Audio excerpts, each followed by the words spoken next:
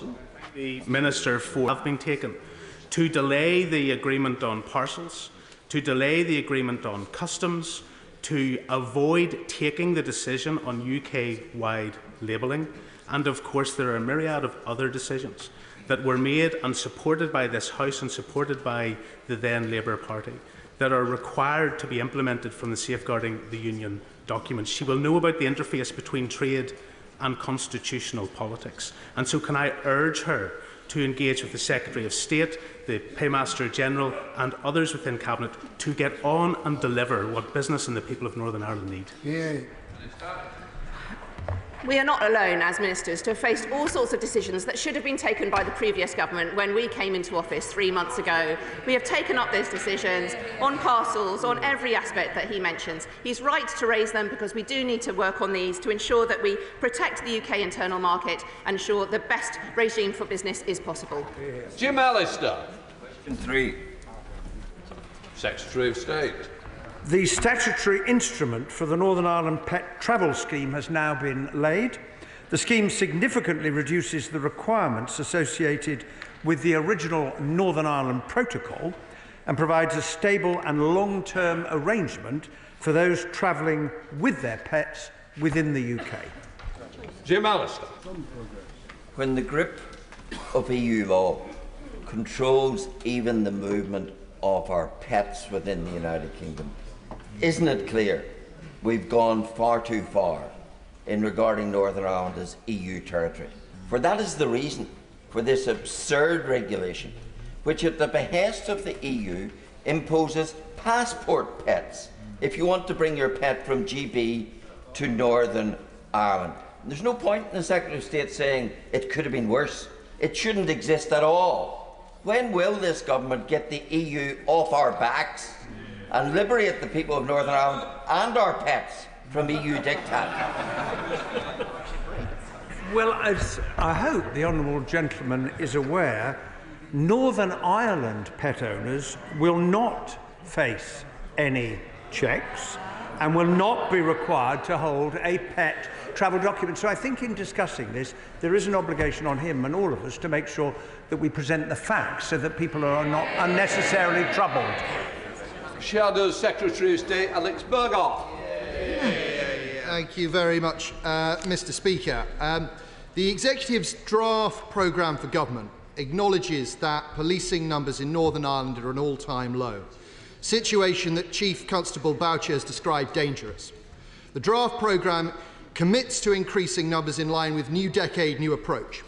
Is the Secretary of State convinced that the budget sustainability plan is sufficient to achieve that aim? Actually, I'm not quite sure it fits in with the question. I was intending to come in on question 4. Well, I think we'll wait then. Right, let us move on then. Dr. Lauren Sullivan. Number 4, please, Mr. Speaker. Now, where were we, Mr. Speaker?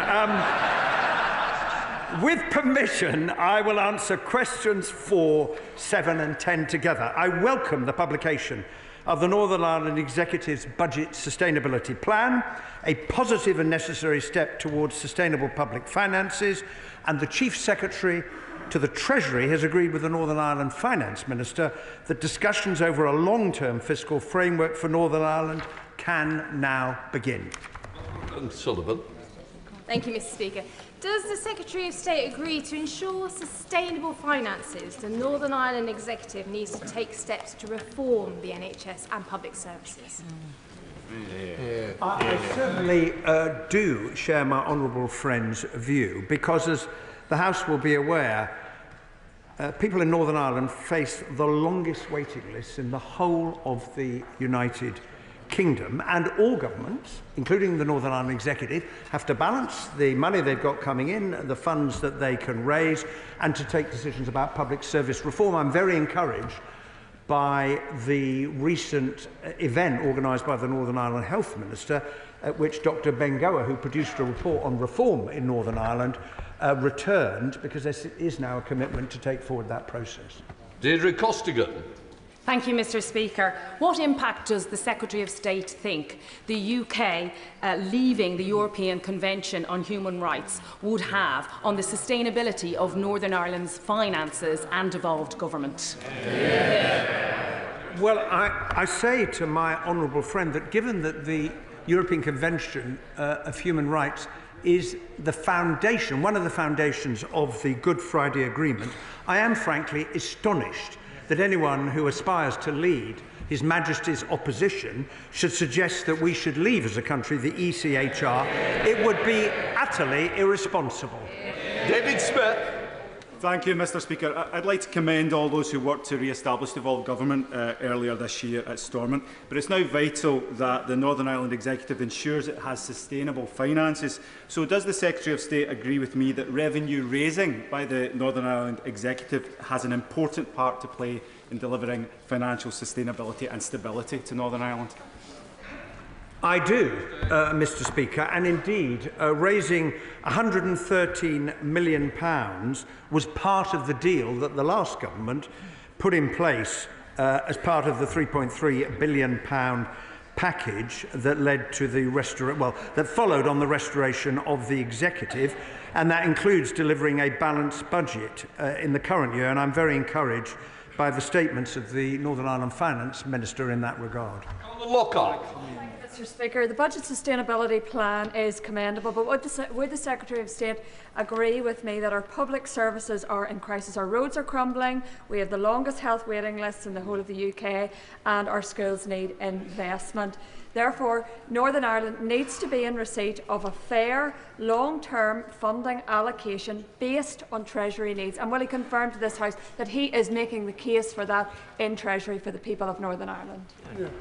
Well, the greater needs that Northern Ireland has for spending are recognised. That is why the Northern Ireland Fiscal Council was established, to answer the question, what should the level of that additional funding be? And they came to the conclusion the figure should be 124%, which is going to be met this year in respect to the budget. And the interim fiscal framework also said if further credible sources come along suggesting it should be a different figure, then the government would undertake to look at that. But nothing takes away from the executive's responsibility to manage the budget that it has got and to take decisions, including on reform. Alex Easton. Thank you, Mr. Speaker. Does Secretary of State agree with me that the resources for the budget for the Justice Minister are extremely short and that we are not able to recruit enough PSNI officers? Has he had any discussions with the Justice Minister how we're going to resolve that problem? Well, as the honourable member will be aware, decisions about the allocation of the Northern Ireland budget rest with the Northern Ireland Executive. Funds go to the Justice Minister. The Justice Minister then decides principally how much to pass on to the Policing Board for policing costs and how much to deal with the justice system and the prisons, which are also under pressure. I recognise the pressures that PSNA officers face, not least because I met a number of them who were injured in the recent disorder. Secretary of State Alex Burkhardt. Very generous of you to call me again, Mr Speaker. The Executive's draft programme for government acknowledges that policing numbers in Northern Ireland are at an all-time low, a situation which the Chief Constable has described as dangerous. The draft programme commits to increasing numbers in line with New Decade, New Approach. Is the Secretary of State convinced that the Budget Sustainability Plan is sufficient to achieve that aim? Well, the honourable gentleman raises a very important point, as we've just discussed a moment ago. I recognise the pressures that are on the PSNI, but it does fall to the executive to decide, out of the funds it has available, how much it's going to allocate for policing alongside other needs for public services in Northern Ireland. And if they wish to allocate more, they're in a position to do so, but it does involve making a choice. The Secretary of State is, of course, right that policing in Northern Ireland is a devolved issue, but national security is not. If we look at policing right now at an all-time low, we're reminded that his party's manifesto made explicit commitments to improve public services in Northern Ireland. Will the government commit to ensure that there is policing in Northern Ireland sufficient to keep the people of Northern Ireland safe and to maintain national security? And will he commit to protect the additional security funding of £32 million a year that comes direct from HMT? Well, on the latter point that the honourable gentleman raises, he just has to wait a week to see what the budget produces. But I would simply say to him that the PSNI and the security services and others do an outstanding job in Northern Ireland protecting the people of Northern Ireland from terrorist threats, and we should all support them in that endeavour. Democrat spokesperson Al Pinkerton. Thank you, Mr. Speaker. The Budget Sustainability Plan highlights that Northern Ireland has been systemically underfunded, with the Fiscal Council estimating a shortfall of between 300 to 4 million annually since 2022. Meanwhile, the Northern Ireland Executive reported a 559 million overspend between 2022 and 24. Can the Secretary of State outline what measures the Government is taking and will take to address Northern Ireland's immediate budgetary pressures, ensure long-term financial stability, equitable funding and, crucially, guarantee sustainable public services? Well, in addition to the £3.3 billion that was the package following the restoration of the Executive gained an additional £185 million in July when the main estimates were published. And in order to avoid having to repay the debt that the honourable member refers to, they have to put their finances on a sustainable path, deliver a balanced budget and raise the additional revenue, £130 million, that they committed to do when the deal was done. The Fiscal Council's view is 124% of the right funding. For 5, Mr. Speaker.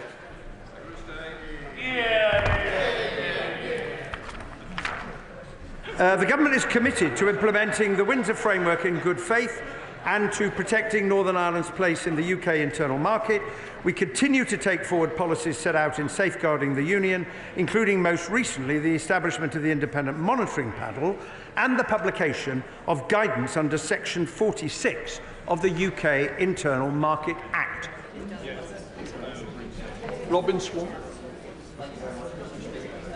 Concern in regards to the supply of medicines again to Northern Ireland. The British Generic Medicines Association says there's an absurd situation where shortages will be due to bureaucracy because of the UK-only labelling that is required for medicines going into Northern Ireland.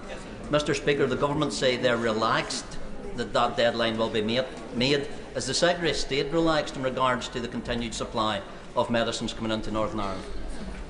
Well, I would say to the Honourable Gentleman it's really important that medicines that are required continue to be supplied. The industry has had quite a period of time to make arrangements to ensure that the labelling rules are met, and I hope very much in the time that is available, those companies that haven't done so will do so. Sammy Wilson. Question number 6, Mr. Speaker. Having carefully considered the results of the consultation with industry, the Government decided not to proceed with the introduction of mandatory not-for-EU labelling in Great Britain from the 1st of October 2024. Instead, we will take the powers necessary to apply not-for-EU labelling in the future if that is required to secure supplies in Northern Ireland. Sammy Wilson. The result of the Northern Ireland Protocol signed by the previous government has been to create an economic border between Northern Ireland and Great Britain, and also the imposition of EU law, which has created a problem for the supply of goods to Northern Ireland. The Labour Party, when in opposition, supported the idea of food labelling as a way of avoiding an interruption of supply of food goods from GB to Northern Ireland. Why has the government now reneged on a promise which it supported in opposition, and what will be the trigger for this imposition if it's needed? Well, the consultation on UK-wide labelling led the industry to say this will impose huge cost on us and therefore cost on consumers, raising the price of goods. The purpose is to ensure that goods are not delisted in Northern Ireland. That is why we are going to take the power to ensure that if there is any evidence that that is happening, then the labelling requirements that were set out in safeguarding the Union can be applied, including on individual products on a sectoral basis. Just to say, I didn't come back to Josh Newbury. He's just going to ask his question. Thank you, Mr. Speaker. Businesses in my constituency of Cannock Chase tell me they're facing increased red tape and costs when importing from or exporting to Northern Ireland. So could the Secretary of State confirm that he is committed to unfettered access for goods moving from Northern Ireland to Great Britain? I certainly can confirm that, and it indeed is set out in legislation in the UK Internal Market Act. Mr. Speaker. Minister. I congratulate my honourable friend on her new role as the leader of the SDLP, and I thank her for raising this really important issue. 7 women and girls have been killed violently in Northern Ireland this year alone. This is devastating. I've discussed the importance of action on violence against women and girls with the First and the Deputy First Minister, and I welcome the Northern Ireland Executive making this a priority in their programme for government and the new strategic framework. Thank you, Minister. Mary Ward in my constituency became the 4th woman to be murdered in just 6 weeks in Northern Ireland. It remains one of the most dangerous places in Europe to be a woman, with a femicide rate that is twice the rate of that of Britain. And we need to think very deeply about the type of society we have created that is manifesting in this way. The publication of the Northern Ireland Strategy on Violence Against Women recently was overdue and very welcome. Does the Minister agree with me that the funding and human resources attached to that strategy must be proportionate with the urgency and the deep roots of this issue? And will she support the Executive as they review the sentencing and judicial processes that are contributing to these very preventable deaths? My thoughts are with the family and friends and all those affected by the murder of Mary Ward. Every woman deserves to feel safe. There is what's been called an epidemic of violence against women and girls in Northern Ireland, and I do join with the member in welcoming the new strategy. We need stronger action by the justice system, more support for frontline services, tackling harassment wherever it is, in homes, schools, workplaces and on our streets, and challenging and changing misogynistic attitudes and behaviours. That will need urgent action, working together. This government stands ready to do this. Sir David Davis. I don't normally get such a cheer, sir. Number 9. I meet regularly with the Chief Constable and his team to discuss a range of issues. While the Chief Constable has operational independence, the Investigatory Powers Commissioner's Office provides oversight of these powers to ensure that their use is necessary, proportionate and in accordance with the law. David Davis. Well, in a recent Investigatory Powers Tribunal, it became apparent that the Northern Ireland Police Force had been caught surveilling journalists' telephones on the basis that they had received secret documents from whistleblowers. The reason for the secrecy of those documents was to cover up the embarrassment of the RUC and the handling of the Loughlin Island massacre. Will he meet me to discuss the future use of surveillance powers by the Northern Ireland Police? Well, I am indeed aware of the background to this case, and the original search warrants were quashed. And the police investigation was discontinued. The Investigatory Powers Tribunal, as the Right Honourable Gentleman will know, is currently looking at this specific case. It would not be appropriate for me to comment while that's ongoing. The Chief Constable has set up the McCullough Review to look at the wider issue, and the Right Honourable Gentleman may well wish to make representations to that review. We now come to questions to the Deputy Prime Minister, Adam Jogi. Question 1, Mr. Speaker. Deputy Prime Minister. Thank you, Mr. Speaker, and I've been asked to reply. My right honourable friend, the Prime Minister, is in Samoa to discuss shared opportunities in the Commonwealth, including how we work together to deliver economic growth. With increasing threats facing Britain, it is vital that we also strengthen the defence, security and cooperation with our allies, and that's why today this government signed a landmark defence agreement with Germany, which will help keep us safe and create hundreds of jobs. Mr. Speaker, I know the whole House will join me in sending our best wishes to Sir Chris Hoy and his wife Zara. He is a true sporting legend, and the courage and positivities they have shown will inspire many others. Mr. Speaker, I also send our condolences to those affected by the train crash in Powys. Mr. Speaker, this morning I have had meetings with ministerial colleagues and others, and in addition to my duties in this House, I shall have further such meetings later today. Thank you, Mr. Speaker. For 14 years, my constituents in Newcastle-under-Lyme had to suffer flatlining wages, in-work poverty and a battered economy that served nobody. Can I urge the Deputy Prime Minister to use the Employment Rights Bill to turn the page on the last 14 years, to give our businesses the support they need, and to finally restore dignity, prosperity and opportunity to the good people of Newcastle-under-Lyme? Can I thank my honourable friend and welcome my honourable friend to his place? When this government took office, we promised the biggest upgrade to workers' rights in a generation, a new deal for working people. We said that we would introduce a bill within the first 100 days, and we've kept that promise. This is a Labour government led by working people for working people.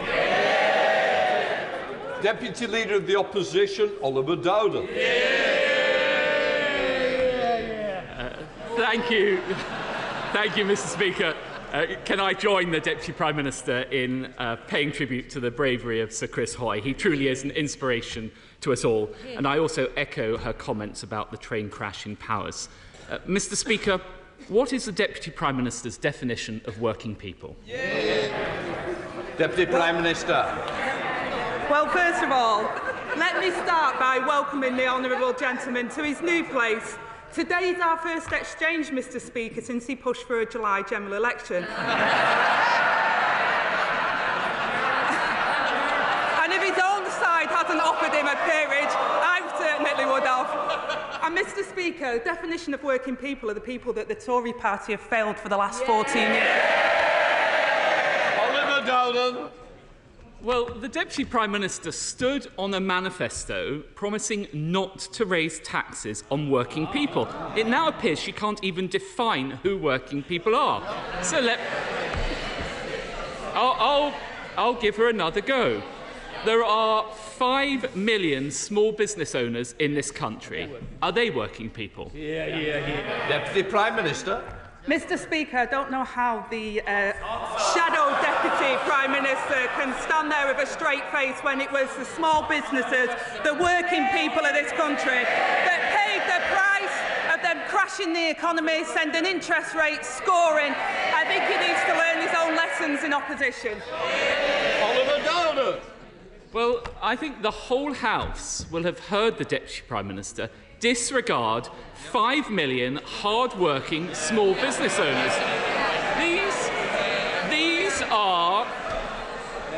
These are the publicans, the shopkeepers, the family running a local cafe. None of those count as working people to her. Now, Labour gave a clear commitment not to raise national insurance. The independent IFS have given their view on this. They say that raising employer national insurance is a tax on working people. Even the Chancellor said that raising employer national insurance was a jobs tax that will make each new recruit more expensive and increase the cost to business. So does she agree with the IFS and her own Chancellor? Mr. Speaker, I remember the party opposite, what they said to business. What was it, F to business? Whereas this party held an international investment summit last week, which poured £63 million into our economy. We're pro-business, pro-worker, and getting on with fixing the mess that they left behind. So I think we can take it from that answer that the Deputy Prime Minister doesn't agree with the IFS, and I suppose it shouldn't come as a surprise that she doesn't agree with her Chancellor. But does she agree with this? And I quote, "Working people will pay when employers pass on the hike in national insurance." Mr. Speaker, these are her words. So does she at least agree with herself? Mr. Speaker, what I'm incredibly proud of is this week, this government brought in a new employment bill, which will raise the living standards of 10 million workers. Would the Shadow Deputy Prime Minister like to apologise for the hiking taxes, 70-year hiking taxes that he put on working people, the crashing of the economy and the disaster that he left behind? Well, she mentions her policy. Let's be clear, it's a £5 billion hit to the British economy, and that's her own assessment. Mr. Speaker, I think that following these answers, there will be millions of working people now even more worried about the tax rises coming their way in next week's budget. But as this is our last exchange across the dispatch box, I'd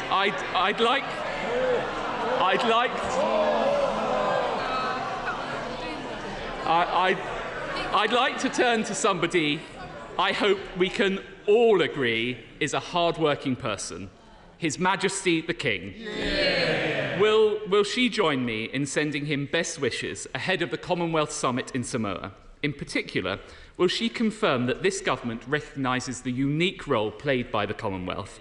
And will she commit to deepening this relationship so that under His Majesty's leadership, we build upon possibly the greatest legacy of the late Queen? Yeah. Deputy Prime Minister.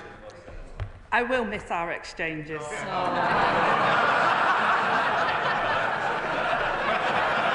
Battle of the Gingers, the late nights voting. And in that spirit, Mr. Speaker, I will agree with my right honourable friend. The King does a tremendous job, and so did the late Queen, and the Commonwealth is very important, and that's why the King and the Prime Minister at the moment are working together. Thank you. Oliver Dowden. Well, I thank the Right Honourable Lady for that answer. Our Commonwealth family is brought together by historical and cultural ties, indeed, much like the pair of us. But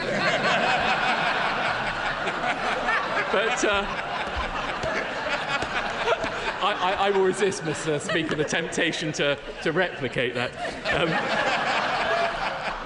But as we look to the Commonwealth's future, we now have the opportunity to deepen our economic relationship. Will she therefore assure the House that the Prime Minister will use this summit to continue the work begun by the last government in building deeper economic ties with our Commonwealth friends and allies? Yeah. Deputy Prime Minister.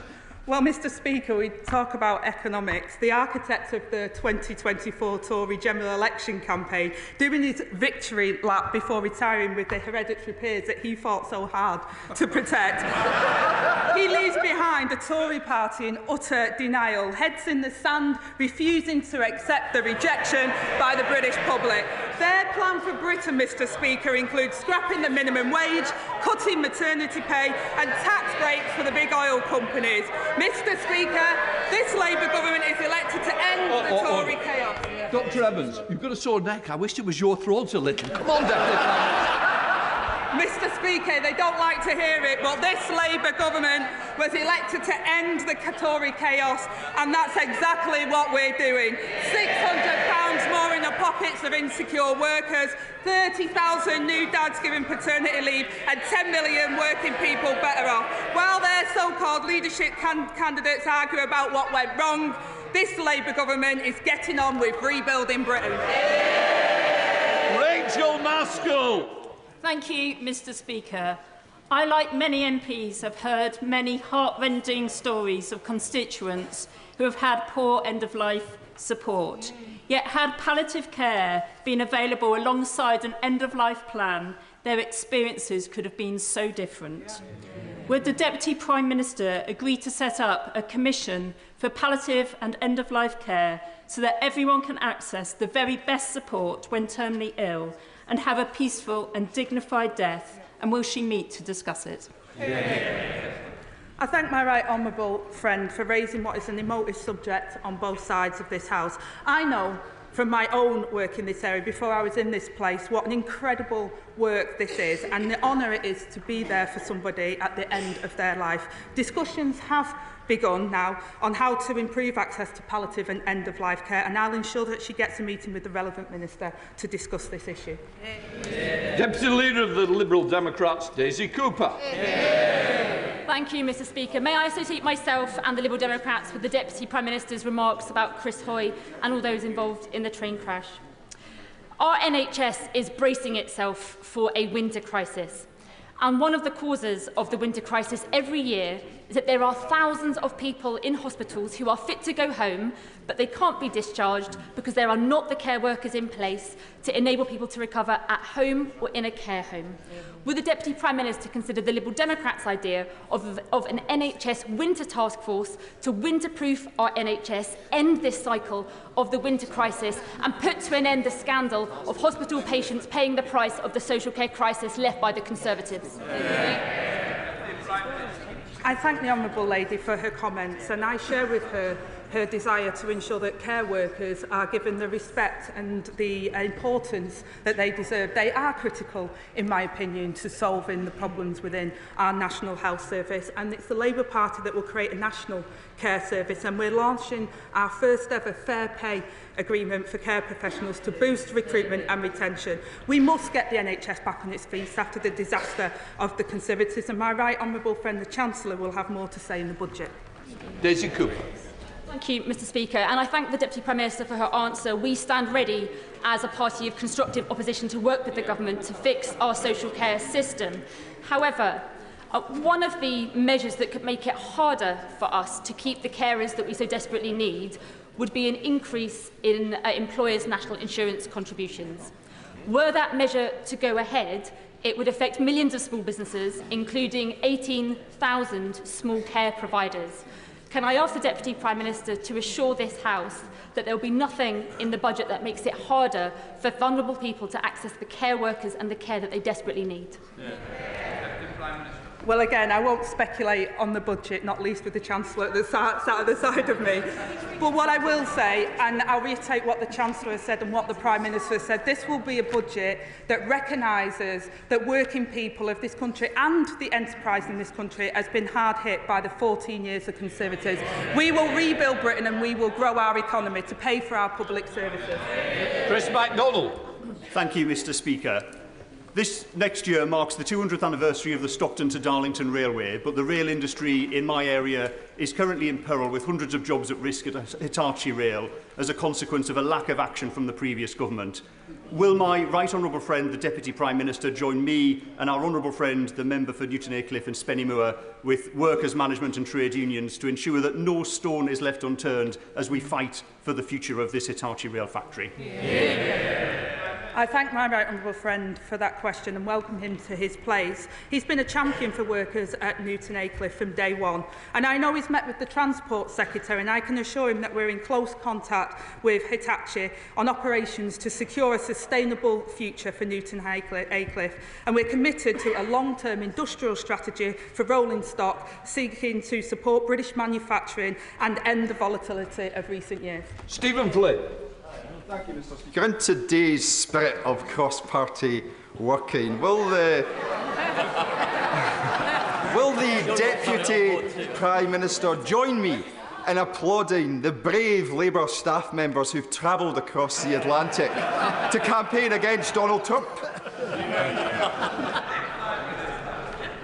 Mr Speaker, I'm loving this loving. I don't often get it. What I say to the honourable gentleman is that people in their own time often go and campaign, and that's what we've seen. It happens in all political parties. People go and campaign and they do what they want to do in their own time with their own money. Melanie Ward. Thank you, Mr Speaker. Like many in my constituency of Cowdenbeath and Kirkcaldy, my family knows what it means to raise and support a disabled child. Charities like the Yard in Kirkcaldy do an amazing job providing vital additional help to disabled children and their families. Last month, a survey found that our country is so broken that 3/4 of parents of children with special educational needs and disabilities have been forced to give up work or cut their hours. Does the Deputy Prime Minister agree that our Labour government must tackle this intolerable reality? I absolutely agree with my honourable friend and pay tribute to those that work with children with special educational needs and disabilities. I myself have my amazing son who does tremendously well given his challenges that he faced in life. I know from personal experience the system is just not working for children and families. Future funding decisions will need to be taken as part of the upcoming spending review, Mr Speaker, but we will work with the sector to deliver our shared mission and restore parents' trust. Peter Bedford. Thank you, Mr. Speaker. Just 3 months into this Labour government, we have seen brutal cuts to support for pensioners. We have seen the taxing of education, and we have seen just this week £5 billion of additional pressure put on British businesses. Why does this government have such a problem with aspiration?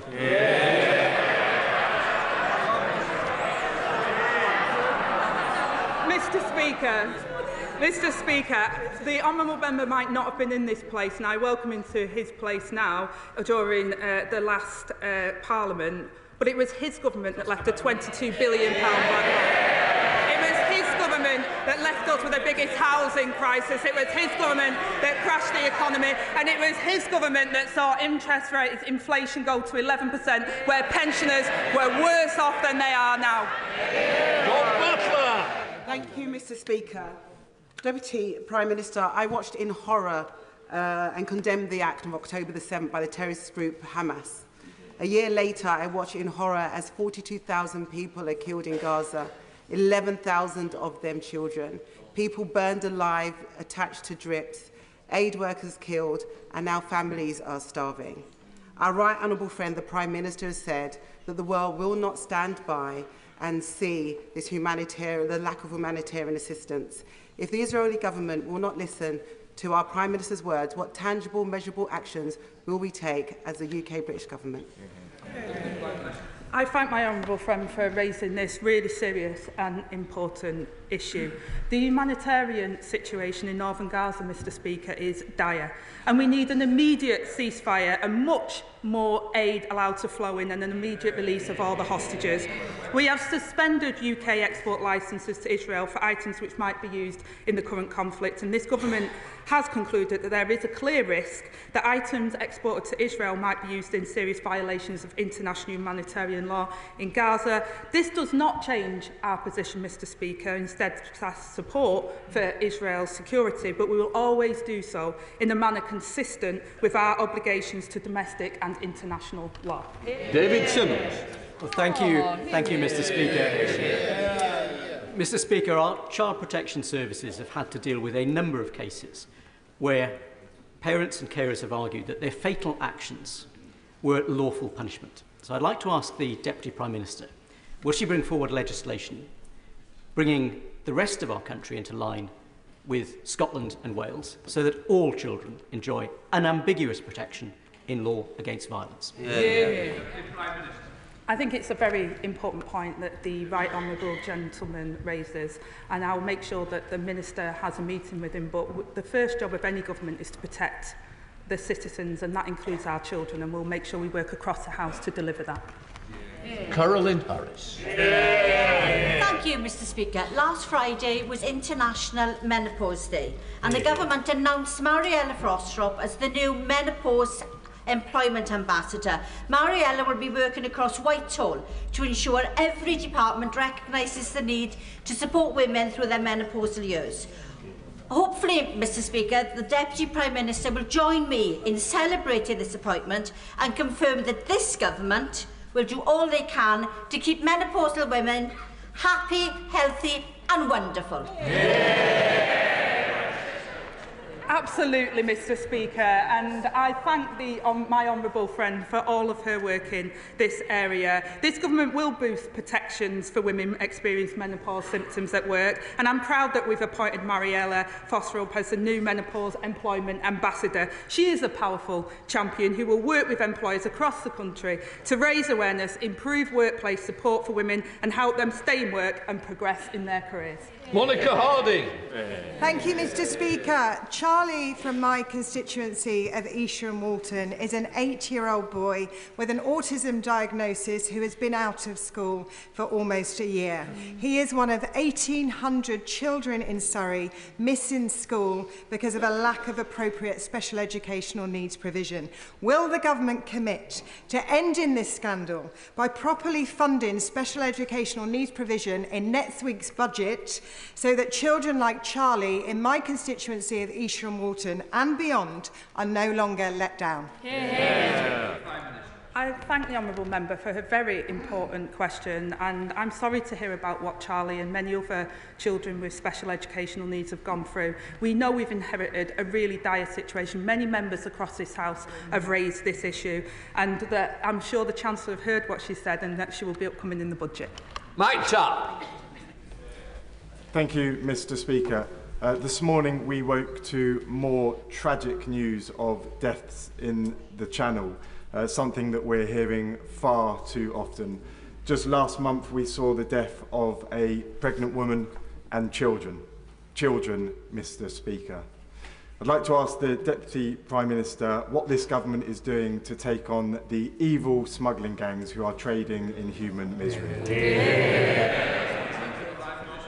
I thank my honourable friend and welcome him to this place and his expertise within the National Crime Agency. And he knows that we inherited an asylum system in chaos. And as he quite rightly says, these are people, women, children. We are putting in place a credible plan to protect our borders and remove those with no right to be here by setting up our Border Security Command, backed by £75 million of investment, and we're working with our international partners to target and disrupt the criminal smuggling gangs. Father of the House, Sir Edward Lee. Will the government please continue to work closely with West Lindsey District Council and myself to ensure that RAF Scampton is sold off in a timely fashion at a fair price so that we secure the future of the runway, the spaceport and the Heritage Centre, rather than maximise value and cover it with housing? I thank the honourable member, the Father of the House, for his question. My right honourable friend, the Home Secretary, is taking urgent action to clear the backlog of cases, reducing the use of asylum accommodation and saving millions for the taxpayers. And I will ensure that the right honourable member is kept fully updated as the decommissioning disposal process of Scampton is followed. Dame Meg Hilliard. Thank you, Mr. Speaker. Mr. Speaker, in my constituency, hundreds of leaseholders, tenants and shared owners are living in properties with cladding and other defects in their properties, and thousands around the country. Their lives are on hold. Many are facing bankruptcy, delaying, having children unable to move. We've had another change in ministerial responsibility. Will the Deputy Prime Minister take a personal lead on keeping on top of this? Because after the years since Grenfell, they're still living in limbo and need some hope of change.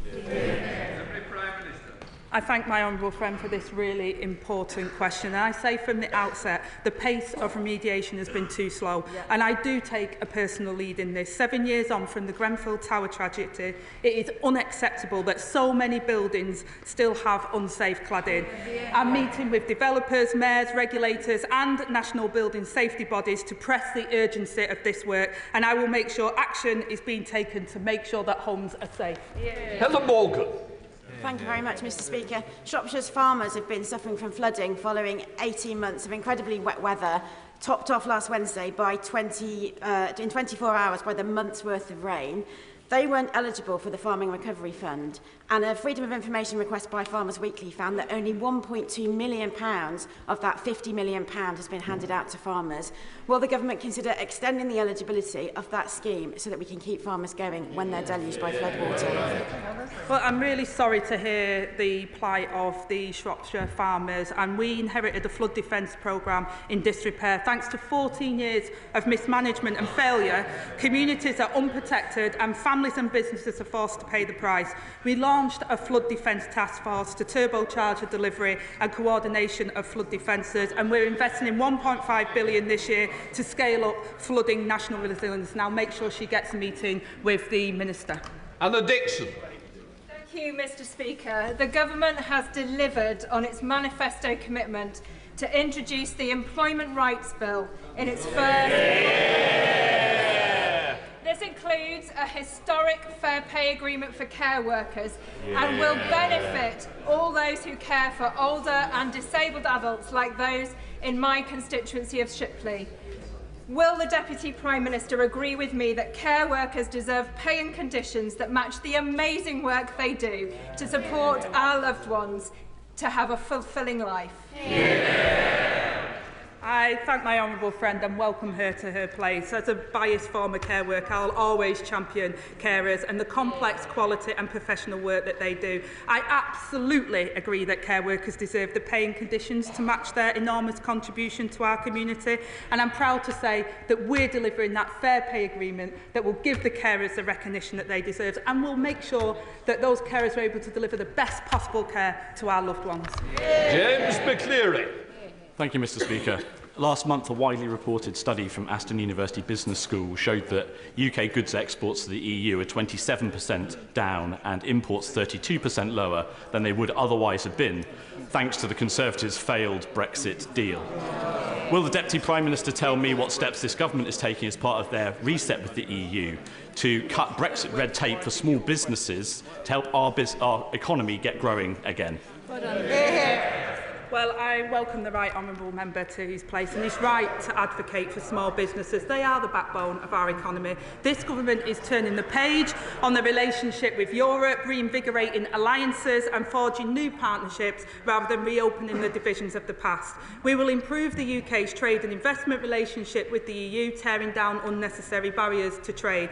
This will not involve rejoining the single market, customs union or reintroducing freedom of movement, but we will get that relationship better. Rachel Blake. Thank you, Mr. Speaker. 27,000 people in the cities of London and Westminster live in the private rented sector. After 14 years of neglect and delay, they face damp and mould in their homes, they risk no-fault eviction and out-of-the-blue rent hikes. Does the Deputy Prime Minister agree with me that the Renters' Right Bill currently in committee will transform life for private renters and finally rebalance power between tenants and landlords?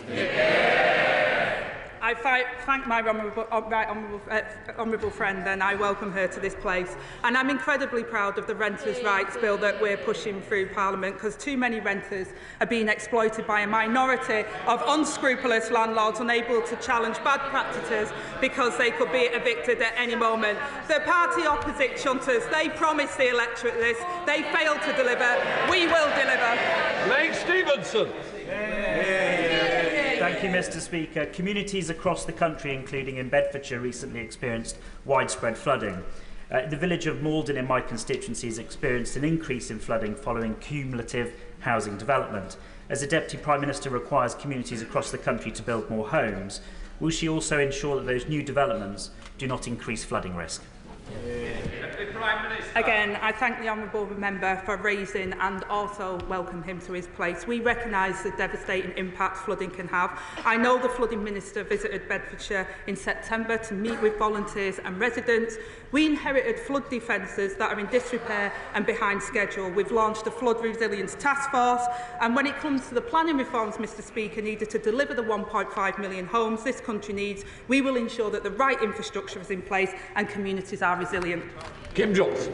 Thank you, Mr. Speaker. Zoe's Place in the West Derby area of Liverpool is a hospice providing support to sick children and their families. It's been threatened with closure, has to find £5 million by the end of the year.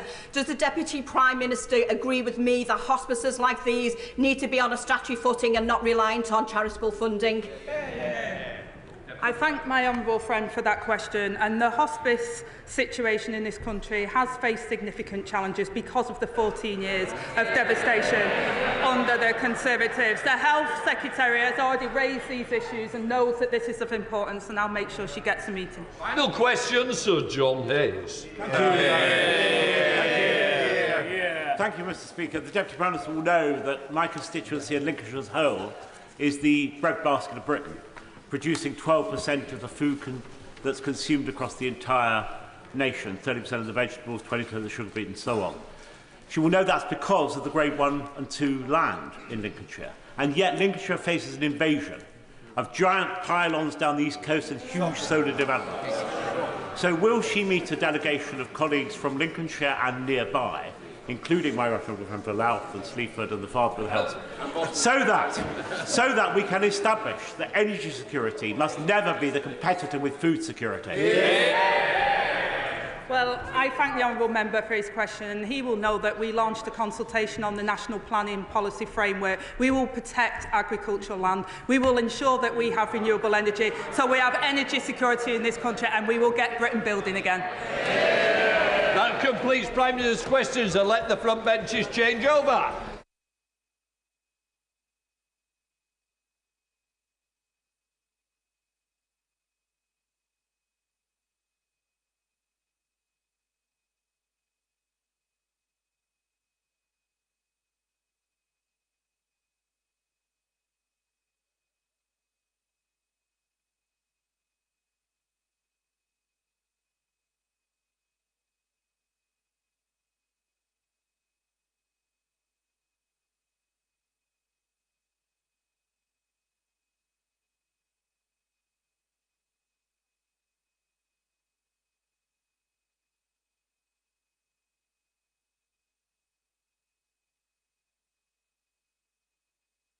Bench is not just to keep walking through, but to do the statements.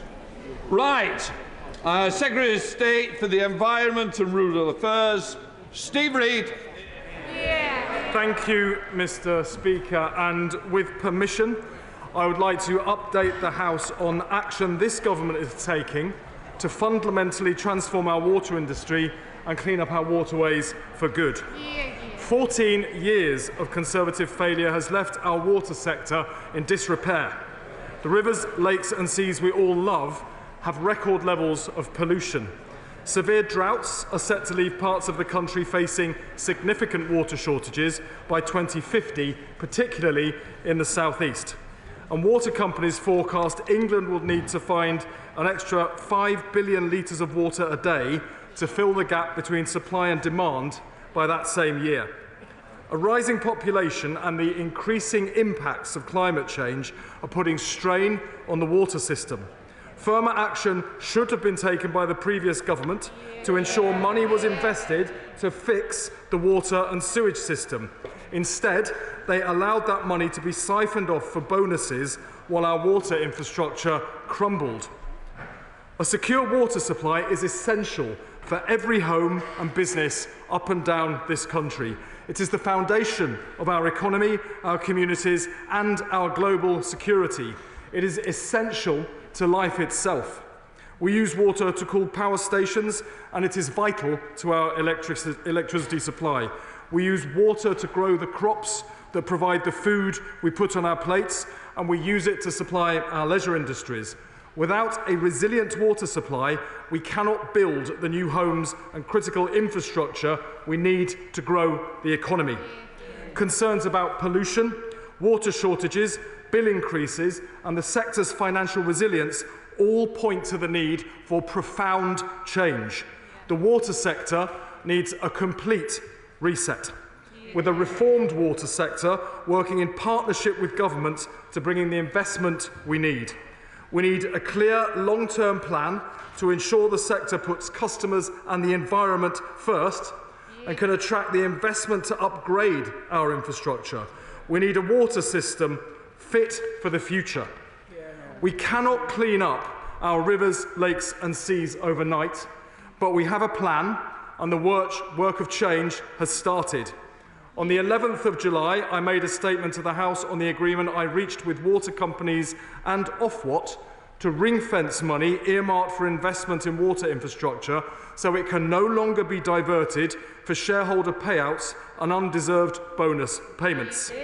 On the 9th of September, we introduced the Water Special Measures Bill, setting out new measures, including strengthening regulation to ensure water bosses face personal criminal liability for serious and repeated law-breaking, giving the water regulator new powers to ban the payment of bonuses if environmental standards are not met, and boosting accountability for water executives through a new code of conduct. Today, I'm pleased to announce the third stage of our plan. We are launching an independent commission together with the Welsh Government, which will lead the biggest review of the water industry since privatisation 35 years ago. The Commission will ensure we have the robust regulatory framework we need to attract the significant investment required to clean up our waterways. build new infrastructure to address water scarcity and restore public confidence in the sector. I am delighted it will be led by the former Deputy Governor of the Bank of England, Sir John Cunliffe, who comes with decades of economic and regulatory experience.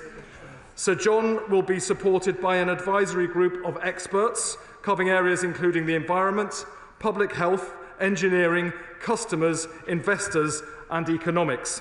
He will seek advice from wider groups of stakeholders, including environmental campaigners, consumer champions, water companies, regulators and the public at large. The Commission will conduct a root and branch review of the water sector's regulatory system. It will cover the water industry in England and Wales and the strategic planning framework under the Water Framework Directive and River Basin Management Plans to ensure strategic water planning across sectors is effective at a catchment, regional and national scale. Where housing, planning and agriculture and drainage interlink with strategic planning across the water system, these are also in scope. The Commission will set a new framework for the future. It will not make recommendations which affect the current Price Review 24 process to ensure a stable climate for investment as that process concludes. It will be pragmatic and focus on reforms that will improve the privatised regulatory model.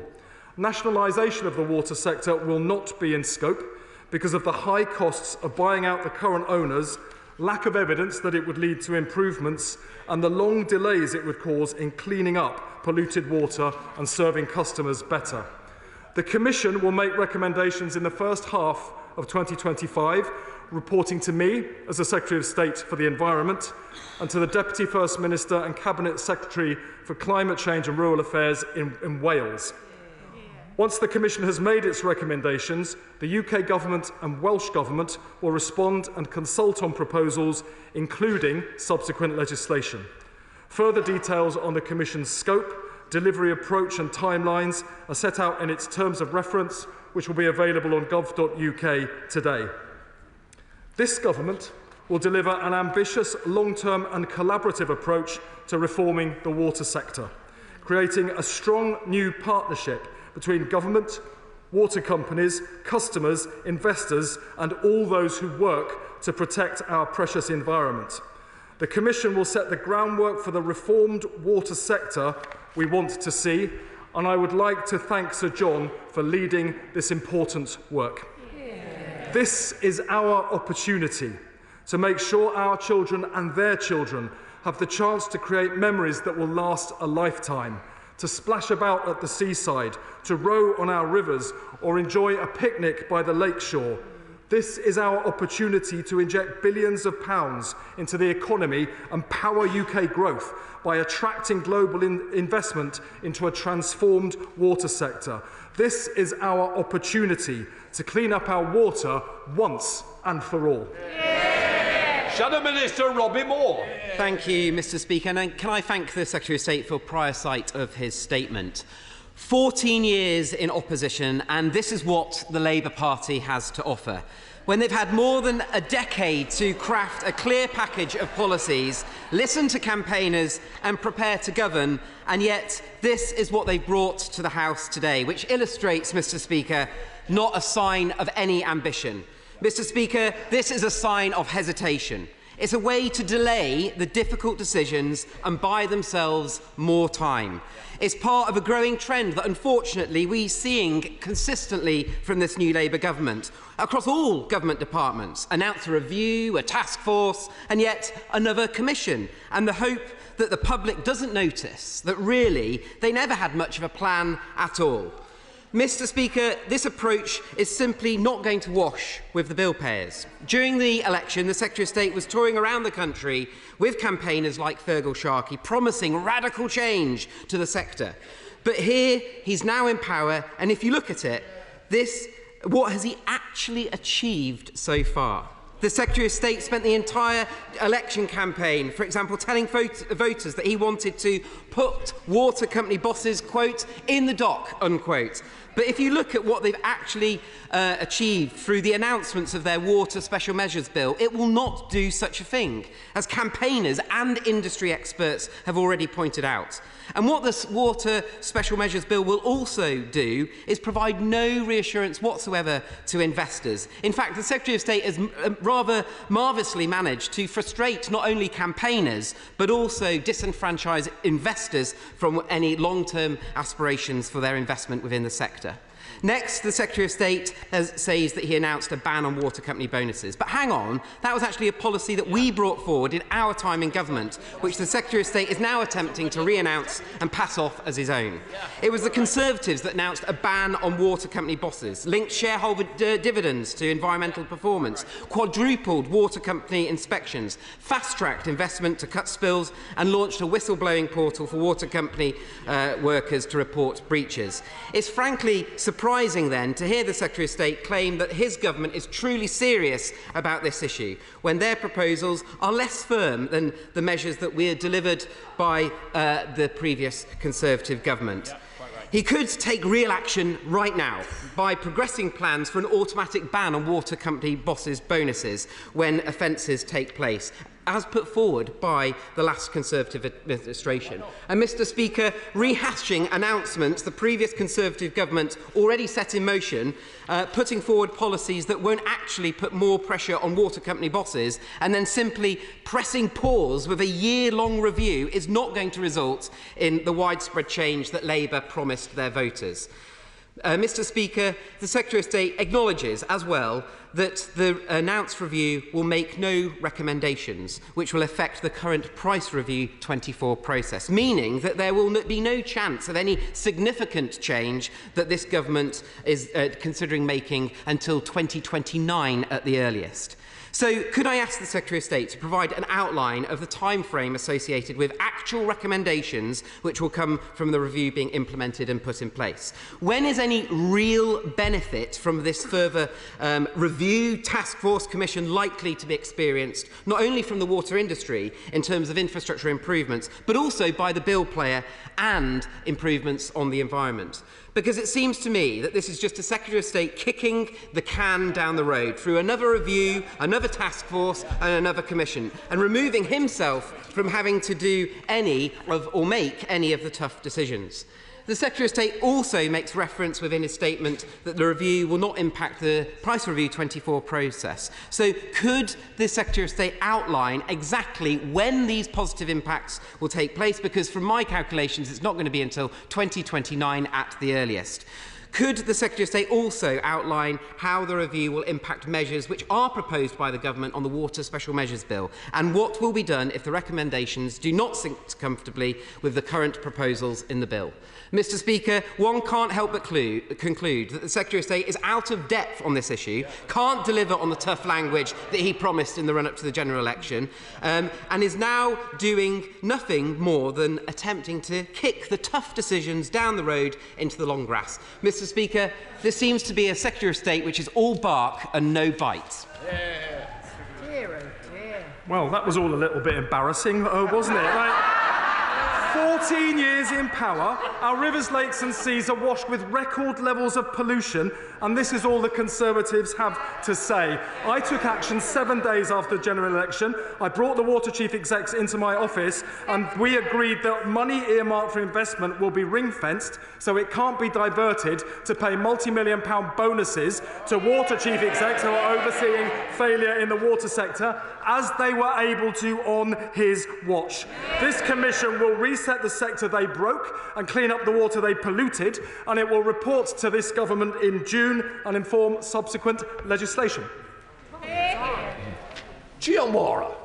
Thank you, Mr. Speaker. And at the weekend, I went swimming in the North Sea, probably the last time this year, but having first checked with the Surface Against Sewage website that there had not been any legal or illegal spills. It is disgraceful that the last Conservative government left our seas and waterways in this state, but also notable that Water UK continuously blame the regulator for not allowing them to raise prices enough to invest further in our system. Would the Secretary of State make sure that we assess the extraction of value that the water companies in billions in profits and hundreds of millions in bonuses to make sure that future investment adds value and doesn't take it away?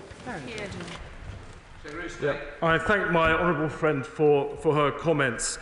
Customers, unfortunately, have been left to pay the price of 14 years of Conservative failure to secure investment in our water infrastructure, so it has collapsed to such an extent that Ofwat is now recommending eye-watering bill increases. Every penny of that is down to the failure of the party opposite. Our reset will ensure that kind of catastrophic failure can never happen again. Spokesperson Tim Farron. Thank you, Mr. Speaker. I'm really grateful to the Secretary of State for an advance sight of this statement, and to a very large degree, I welcome it, at least the intention behind it. But we have a situation where water companies in 2023 dumped 54% more sewage into our lakes and our rivers and our coastal areas than in the previous year. That is 464,000 spills, including many in the lakes and rivers of Westmoreland. We are, Mr. Speaker, the most beautiful part of England and also the wettest. And so water is deeply personal to us. So does he understand, then, my worry that we might have gone from having a Conservative government that would not face up to this outrage or tackle it, to having a new Labour administration that has acknowledged this outrage and decisively resolved to have a jolly good think about it? Does he wonder, while Thames Water crumbles as we speak, and while water companies seek water bill increases of 40% despite such poor performance across the country, does he really think that having a commission is necessary given the urgent need for action? We have a fragmented, under-resourced and underpowered regulatory system which allows powerful water companies to play regulators off against each other while our constituents pay the price. So isn't the solution obvious? To create, as the Liberal Democrats propose, a new, unified, far more powerful, clean water authority? Does he share my deep concern that for environmental failure, the current regulator has to give 25 years' notice in order to strip a water company of its licence? Will he agree to ensure that this ludicrous protection for failing companies should be replaced by a 6-month period of notice instead? We are already more than 5% of the way through this Parliament. This is one of the constituents, all of our constituents' most pressing concerns. Do we have to drag our heels like this? I thank the right honourable gentleman for his comments, and of course he's absolutely right to point out that last year we saw the highest levels of sewage ever recorded in our rivers, lakes and seas. No wonder the public are so angry, including in his constituency, and Lake Windermere, of course, an iconic and beautiful site, tragically polluted with sewage and agricultural runoff because of the failures of the previous governments. Now, I've taken action already. We had that reset moment just 7 days after the general election, carrying out within a week things they failed to do in 14 years in power. We've got the special measures bill going through the Houses of Parliament right now to ban the payment of unfair bonuses to water bosses. This commission, led by Sir John Cunliffe, will look at the entire sector, root and branch, including governance and regulation, which he is pointing to, and it will look specifically at the point that he's just raised so that we can end up with a system of regulation that is fit to clean up our waterways and then protect them for the decades to come. Torsten Bell. Thank you, Mr. Speaker, and thank you to the Secretary of State for his statement and for the announcement of this review, which is very important, and to have Sir John Cunliffe, a long-term public servant, running it is very welcome indeed. Can he say a bit more about how the close working between the Welsh and the UK government will work, because that will be very important to how this has effect for my constituents in Swansea West? I thank my honourable friend for his question. Of course, he's alluding to a very important point. Rivers and water catchments are no respecters of boundaries, and it's important that we get a model that works within catchments, including where those cross boundaries, as they do in some cases between England and Wales. This review has been jointly commissioned by the UK and the Welsh governments. It will jointly report to both governments, and it will seek to look at a better model for structuring and supporting our water sector so that we can ensure that we clean up all of our rivers, all of our lakes, all of our seas, so the public can get back to enjoying them, and we can bring in the investment to support the infrastructure delivered at pace to drive economic growth in every single part of the United Kingdom. We come to the Chair of the Select Committee, Alistair Carmichael. Speaker, the Secretary of State is quite right to point to the role of the payment of bonuses and dividends in coming to this point, but he must surely acknowledge that that is far from being the whole story, and that there are a number of business and accounting practices in companies like Thames Water that have brought us to the stage where we are today. If he's serious about having a water system that's fit for the future, we have to understand properly what has gone on before. So can he confirm that the Commission will be properly resourced with the necessary forensic accounting resource so that those who have been responsible for the most egregious practice in the past, who now seem to be appearing in other water companies around the country, will not be allowed to do the same thing there? Well, I thank the Chair of the Select Committee for his intervention and the points that he makes. Of course, he's right. The Special Measures Bill with the ban on bonuses is not going to be sufficient to reset the sector, although it is an ask that the public are quite rightly making because of the unfairness of people who are overseeing failure being richly rewarded for that failure. It should not have been allowed to go on under the previous government. It will not go on under this new government.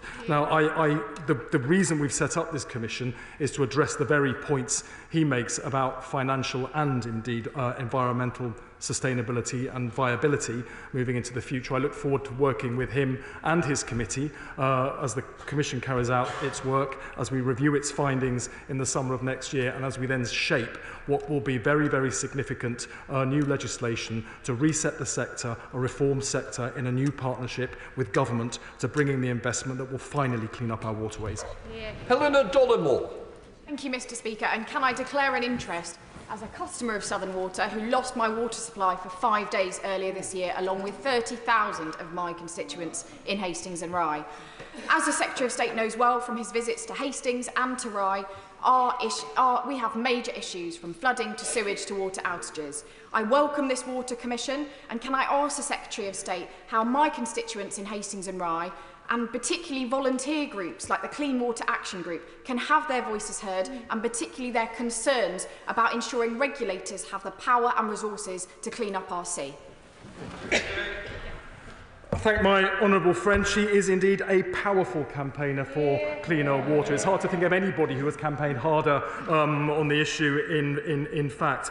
The Commission will be seeking to engage the public at large, as well as a wider group of stakeholders who will be represented on an advisory group. That will also include a customer voice. Once the Commission has reported, the Government will consult on those findings, and that will inform subsequent legislation that will reset this sector once and for all.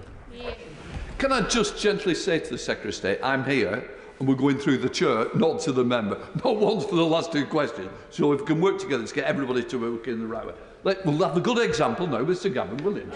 Thank you, Mr Speaker. And in my constituency of Stone, Great Worley and Penkridge, we have beautiful rivers, the great and mighty River Trent, as well as the River Penk. And over the last few years, with more transparent data that is available, we've been seeing the number of sewage discharges going into these rivers. Can the Secretary of State promise the House that actually looking at how we reduce those sewage discharges into the Trent and into the River Penk are going to be at the heart of what this Commission does?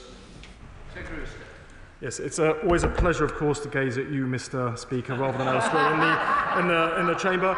The right honourable gentleman makes a very important point. Of course, the point of the Commission is to identify ways in which we can strengthen regulation and operations so that we can bring in the investment, clean up our water sector once and for all, and reduce and remove the pollution that is destroying so many beautiful rivers, including those in his constituency. Tony, your answer on the answer. Thank you, Mr. Speaker. Now, can I just congratulate the Secretary of State for this commission that's been set up today, because it is absolutely fantastic. Gower, it was the first area of outstanding natural beauty in the whole of the United Kingdom. The bathing waters there are second to none, but some of them are less so.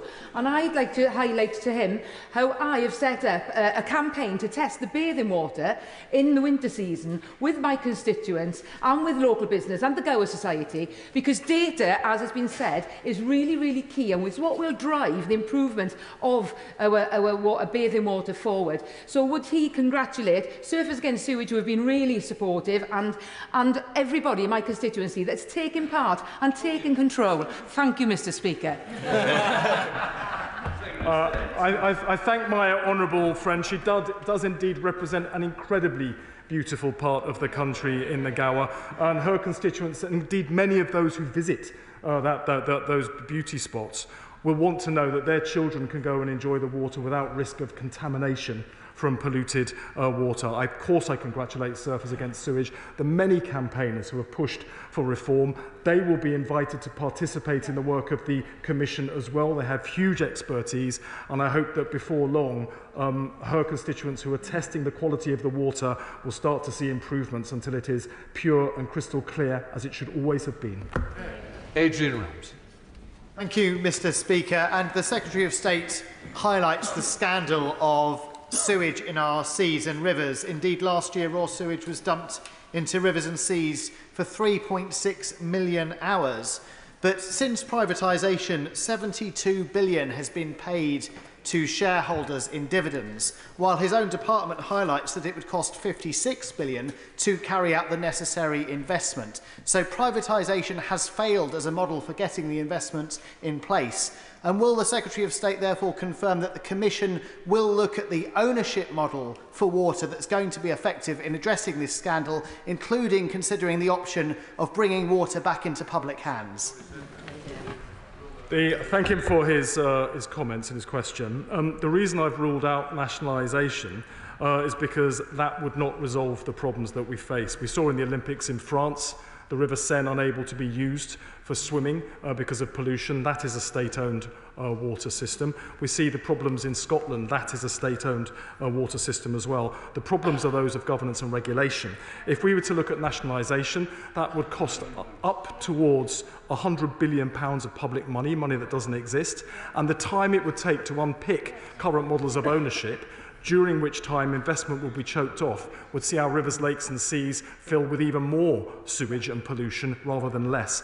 I'm more interested in the purity of our water than the purity of our ideology. I will do what works best as quickly as possible. The Commission will give us guidance on how we change the system to make sure it works for everybody. Neil Duncan-Jordan. Thank you, Mr. Speaker. For the last few weeks, I've been conducting tests independently with colleagues from Bournemouth University into the lovely Poole Harbour and the waters surrounding there, testing for nitrates and bacteria. What I've noticed talking to colleagues is that the frequency of testing that goes on officially and the number of sites at which tests are carried out has been reduced significantly by the Environment Agency over the years. And I would like to ask the Secretary of State if his Commission will now look at those issues and whether testing and frequency of testing will be included in its work. Yes, I recognise what he says about Poole Harbour. It is indeed an incredibly beautiful part of the country. I've visited myself several times, and sadly I've also seen the extent and impact of pollution. We are making sure that all sewage outlets are monitored through compulsory means, which isn't the case currently, but the Commission will be looking at how we can improve testing and monitoring of water quality as part of the strengthening of regulation that will form a key part of the Commission's work. Charlie Dewhurst. Thank you, Mr. Speaker. Now, the Secretary of State mentioned the importance of drainage in reducing pollution incidents caused by flooding. So will he commit to today, while we await the outcome of this commission, to distribute the £75 million allocated by the previous government to internal drainage boards so that farmers in my constituency and others in the River Hull catchment do not have to spend another winter underwater? Well, unfortunately, he is referring to commitments to spend money that didn't exist. We're waiting for the Chancellor to announce her budget in almost exactly 1 week's time from this dispatch box. We'll find out much more then. Jessica Tull. Thank you, Mr. Speaker. Last year, sewage was dumped 57 times into the precious coastline of my constituency, Bournemouth West, the equivalent of 594 hours of sewage spillage. Our constituents are rightly disgusted by the state of affairs. The Conservatives covered up this scandal for the last 14 years. Can the right honourable member tell me what this new Labour government will be doing to hold companies to account? I thank her for her question. I had the pleasure of visiting Bournemouth West with her and saw for myself the impact it's having on businesses and tourism in that part of the world, because parents are frightened to let their kids go in the sea at certain times of the day when water contamination has reached unacceptable levels. The Commission will be looking at how we can strengthen regulation and governance to ensure that the practices water companies have got away with over recent years can no longer happen. It will also be looking at how we can bring in the investment that is needed to repair our broken water infrastructure so we can drive economic growth in every part of the country, including, of course, in Bournemouth West. Lee Anderson. Thank you, Mr. Speaker. Now then, the use of storm overflows in places like Skegby in Ashfield is absolutely disgusting, and it pollutes my rivers. So can the Secretary of State commit to giving the water companies a deadline to ending the use of storm overflows?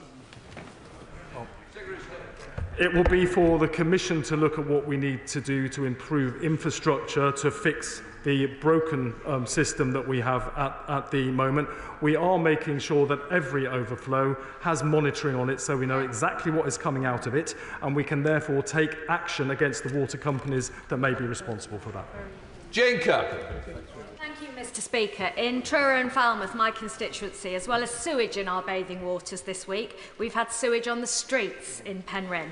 The party opposite cut funding to the regulator back in 2015.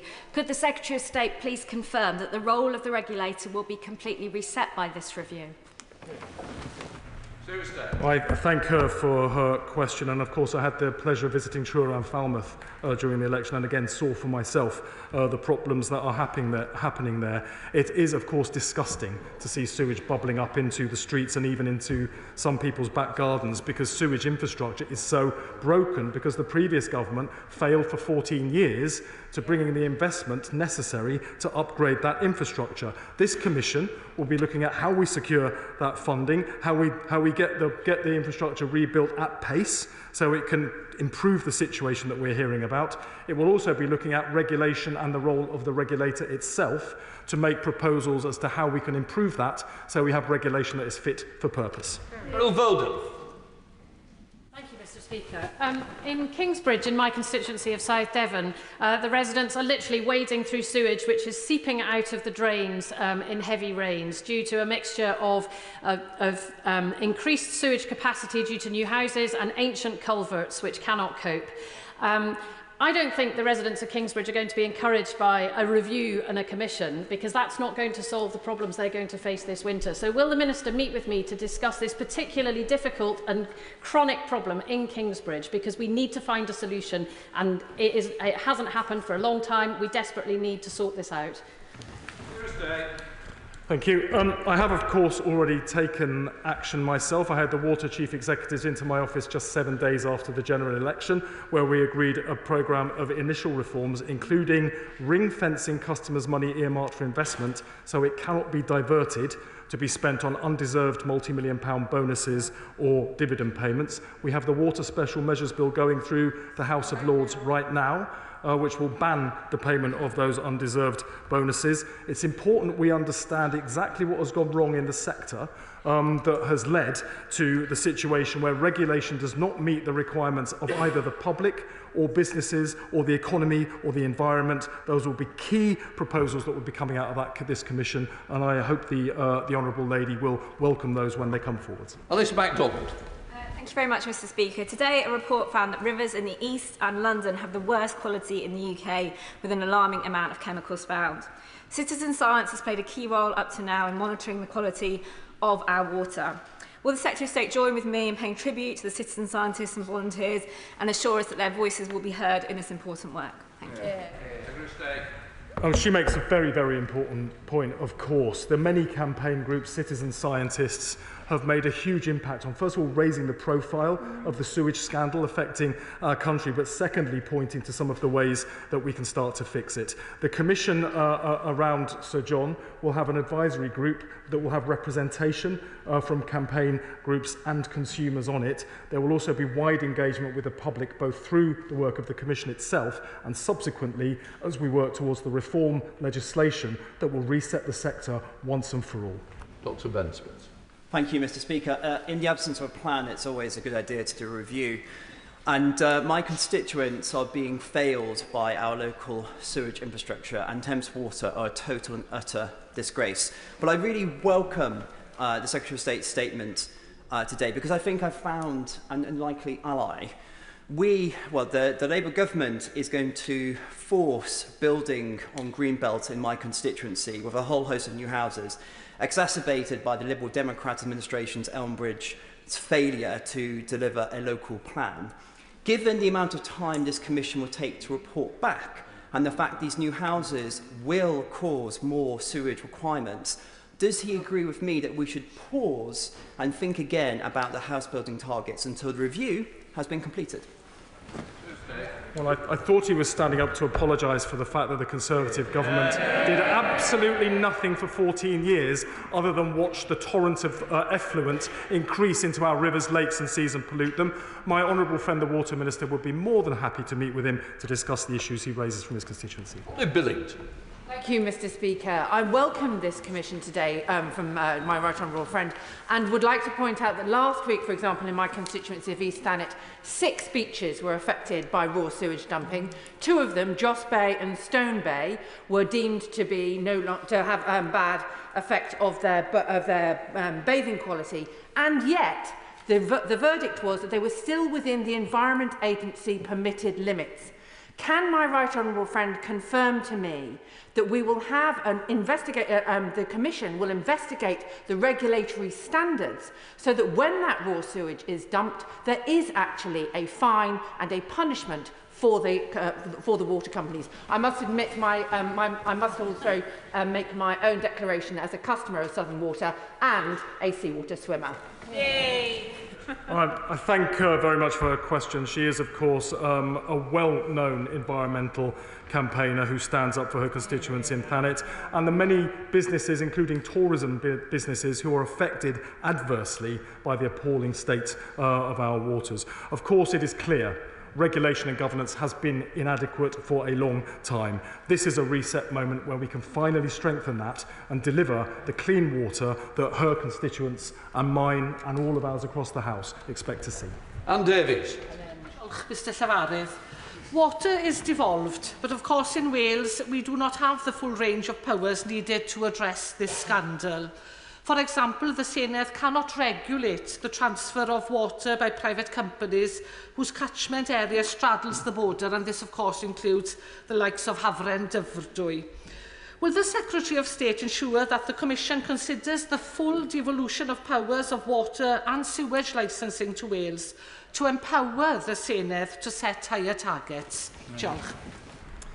Diolch yn fawr. This commission is jointly set up by the UK government and the Welsh government, and it will report back to both, and it will inform actions that both governments will be taking subsequently, including looking at infrastructure and how we make catchment areas operate better, particularly and including when they cross the borders, as so many do between England and Wales. Abtisam Mohammed. Thank you, Mr. Speaker. I would like to congratulate the Secretary of State on this Independent Water Commission. I know my constituents will really welcome this review. My constituents in Sheffield Central are seeing a 25% rise in their bills. To them, it doesn't make sense why their bills are going up and the profits of shareholders continue to still be received. Will the Secretary of State give me some reassurance that there will be transparency as an outcome of this review, and that the water companies will be held to account, and that we will reset the focus on consumers instead of profit of companies? I thank her for the very important point that she makes, and of course it's important that consumers have a very strong voice on the Commission. They will gain that through consumer representation on the advisory group that will be working with Sir John as the Commissioner. She points to the eye-watering level of bill increases that have been proposed by Ofwat already. That, alas, is the price of Tory failure. They allowed the water infrastructure to collapse to such an extent that it costs much more to fix it now than it would have cost had it been maintained properly through those 14 years. I can't undo the damage they caused. I can draw a line in the sand to make sure it can never, ever happen again. Andrew George.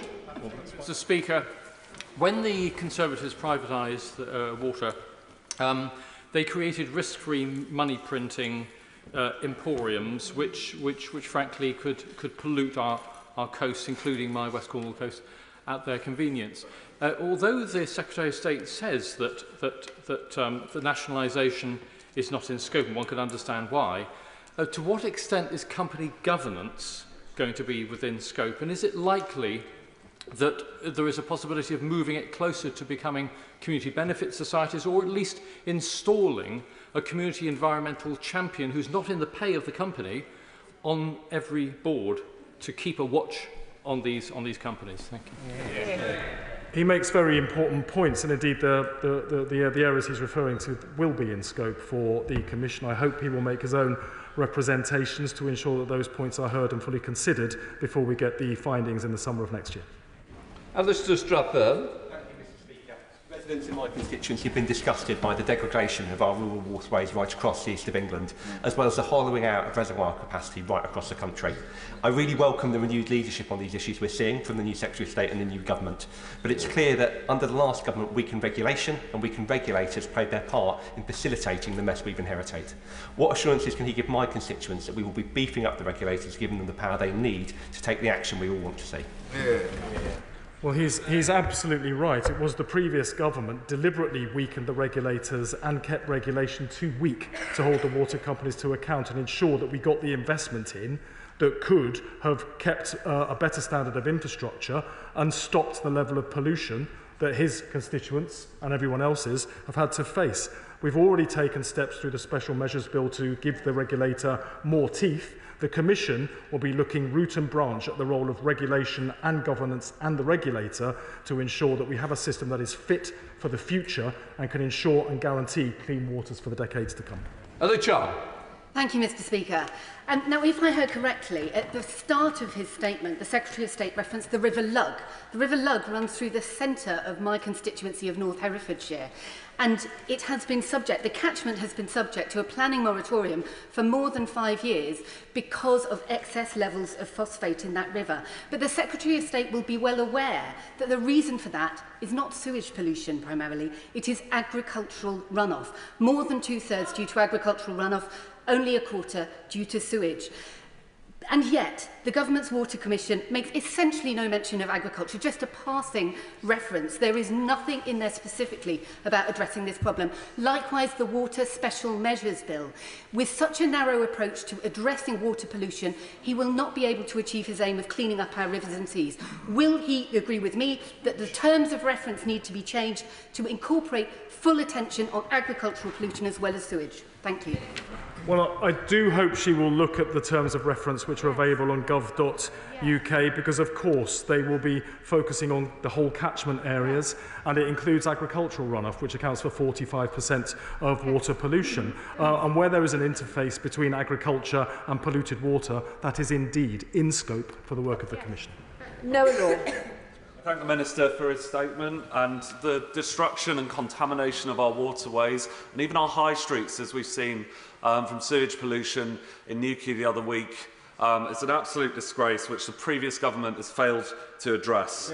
So, with Pennon Group, our owner of South West Water, paying £112 million in dividends and over £160 million in other finance costs, will the Minister ensure that the Independent Commission, which I greatly welcome, addresses whether we have effective funding models for our water industry? He's absolutely right. It's disgusting to people to see sewage bubbling up, not just in their high streets, but even in people's gardens, because of broken water infrastructure. And we will be looking for a reset so that we can have a water sector that works for customers and the environment as well as investors. Alison Griffith. Thank you, Madam Deputy Speaker. The Year 2 pupils of Bishop Tufnell's School in my Littlehampton and Bognor Regis constituency told me of their disappointment last year that they couldn't swim in the sea on their summer day out. As a fellow sea swimmer, I share their disappointment. But winter is coming. There is no time to waste. Pushing the can down the track with this review, this commission, is not good enough. And what I would like to know, having reviewed the activities in my constituency, is how you will be looking at a strategic overview that brings together the activities of all of the different agencies that impact upon this, not sometime next year, but before the real issues that are about to hit every single constituency around the coast of this country right now. I'm very sorry for the Year 2 pupils at the school that she's referring to in her constituency. I would respectfully remind her that she represents a party that sat back and did nothing for 14 years, while the levels of pollution in our rivers, lakes and seas got far, far worse. And that, I venture to suggest, is why those Year 2 pupils can't go in the water. Perrin Moon. Thank you, Madam Deputy Speaker. Sewage polluting Cornish beaches, as we've heard, such as mine in Camborne and Redruth, and specifically in St Agnes, the location of the head office for Surfers Against Sewage, Perranporth and Portreath, has been yet another Conservative scandal damaging our economy and society for years that a Labour government is going to have to clear up. Does the Minister agree with me that as well as the economic damage, the damage to mental health of those of us that cannot regularly use the sea should not be underestimated? And will the Commission consider the mental health benefits as part of its work? I thank my honourable friend, and of course I had the pleasure of visiting his constituency during the summer with him as well, and I saw for myself the impact of sewage in the seas, in the beautiful beaches around his part of Cornwall. Of course, it's not unusual for a Labour government to come in and have to clean up the Tories' mess, but rarely quite so literally as in the case of sewage in our waterways. I think he makes a very important point about mental health. I hope he will feed that into the Commission, because it's very important they hear all sorts of views about the impact of polluted water as they consider how we can best clean it up. David Reid. Thank you, Madam Deputy Speaker. Since being elected in July, Exmouth and Exeter East has been hit by significant sewage issues, and I'm sure the Secretary of State will understand that, and I've written to him recently outlining some of these issues. Although the Commission may bear fruit in future years, there are areas of the country, such as my constituency, that need immediate fixes. Will the Secretary of State please meet with me and the CEO for South West Water to ensure that immediate fixes are being put in and that maximum pressure is applied so that we see the fixes we need so that we don't endure the summer we've just had? Well, I welcome him to his place and to this House, and I hope that members on that side of the House will engage constructively with the Commission as well, so that he can feed his views directly, and my honourable friend, the Minister for Water, is happy to meet with him to discuss his local issues. Josh Frederick-Lynn. Deputy Speaker. In Calder Valley, my constituents do not think Yorkshire Water are doing a good job. Last year, sewage was discharged into the River Calder 4,125 times. The same year, Nicholas Shaw, the boss, chose to take home a 371,000 bonus, or £90 per discharge, if you will. In Calder Valley, we've also had 3 major flooding incidents in the past 15 years, and regulation doesn't cover water companies acting against flooding. Will my honourable friend look at the breadth of the current regulation and what water companies can do in regard to flooding? Thank you. Well, he makes a very important point, and the Water Special Measures Bill, which is currently going through the House of Lords and will soon be in this House too, is looking at how those undeserved bonuses can be banned because of the sense of injustice that the public quite rightly feel that failure should be rewarded when clearly it shouldn't. The points he makes about flooding are well made. I hope he will feed those in to the work of the Commission as it continues its work. Richard Ford. Thank you, Madam Deputy Speaker. It used to be the case that the Environment Agency was responsible for monitoring sewage discharges, but for over a decade now, water companies have had that responsibility for monitoring releases via storm overflows. In the last Parliament, the Environmental Audit Commission heard that illegal spills may have been 10 times greater than water companies declared. Will the new Commission consider removing from water companies the monitoring of sewage discharges, or will he let them mark their own homework, as the last government did? Well said. There's been a wide failure of regulation of water. That's why I've asked Sir John Cunliffe, as part of the commission that he's leading, to look at regulation and the roles of the regulators, not just one of them, to ensure that we have a system that is fit for purpose. We are ensuring outside the commission that all overflows, including emergency overflows, there is mandatory monitoring of what is coming out of them. And in the Water Special Measures Bill, water chief executives will be required to be open and transparent about the extent of pollution. Otherwise, they will face personal criminal liability for the first time. Jonathan Brash. Thank you, Madam Deputy Speaker. In 2024 alone, Hartlepool's beautiful coastline has been marred by 49 separate incidents of sewage being discharged into our sea. At the same time, these water companies are making billions in profit. Can I ask the Secretary of State, whatever the outcome of the Commission, can he commit to put people in Hartlepool and across the country ahead of profit in cleaning up this mess? Yeah. Well, he's absolutely right, of course. This sewage scandal affects the entire country, including his constituents in Hartlepool. It is important that this commission focuses on ensuring that consumers and the environment come first, and that we have a water sector that serves their interests primarily. I hope he will make his points directly to the commission, because they will value hearing from him. Mike Martin. Thank you, Madam Deputy Speaker. I was a brand new parent when South East Water cut off the water for 6 days for myself and for thousands of my constituents. Now, Madam Deputy Speaker, South East Water is 74% in debt. It's the second most indebted company in the land. Now, their current investment plans rely on taking on more debt, which is then paid for through increased customers' bills. Clearly, this is unsustainable, not just for the companies, but also for ever-rising customers' bills. So can he assure me that this Commission will make suggestions for reducing the indebtedness of water companies?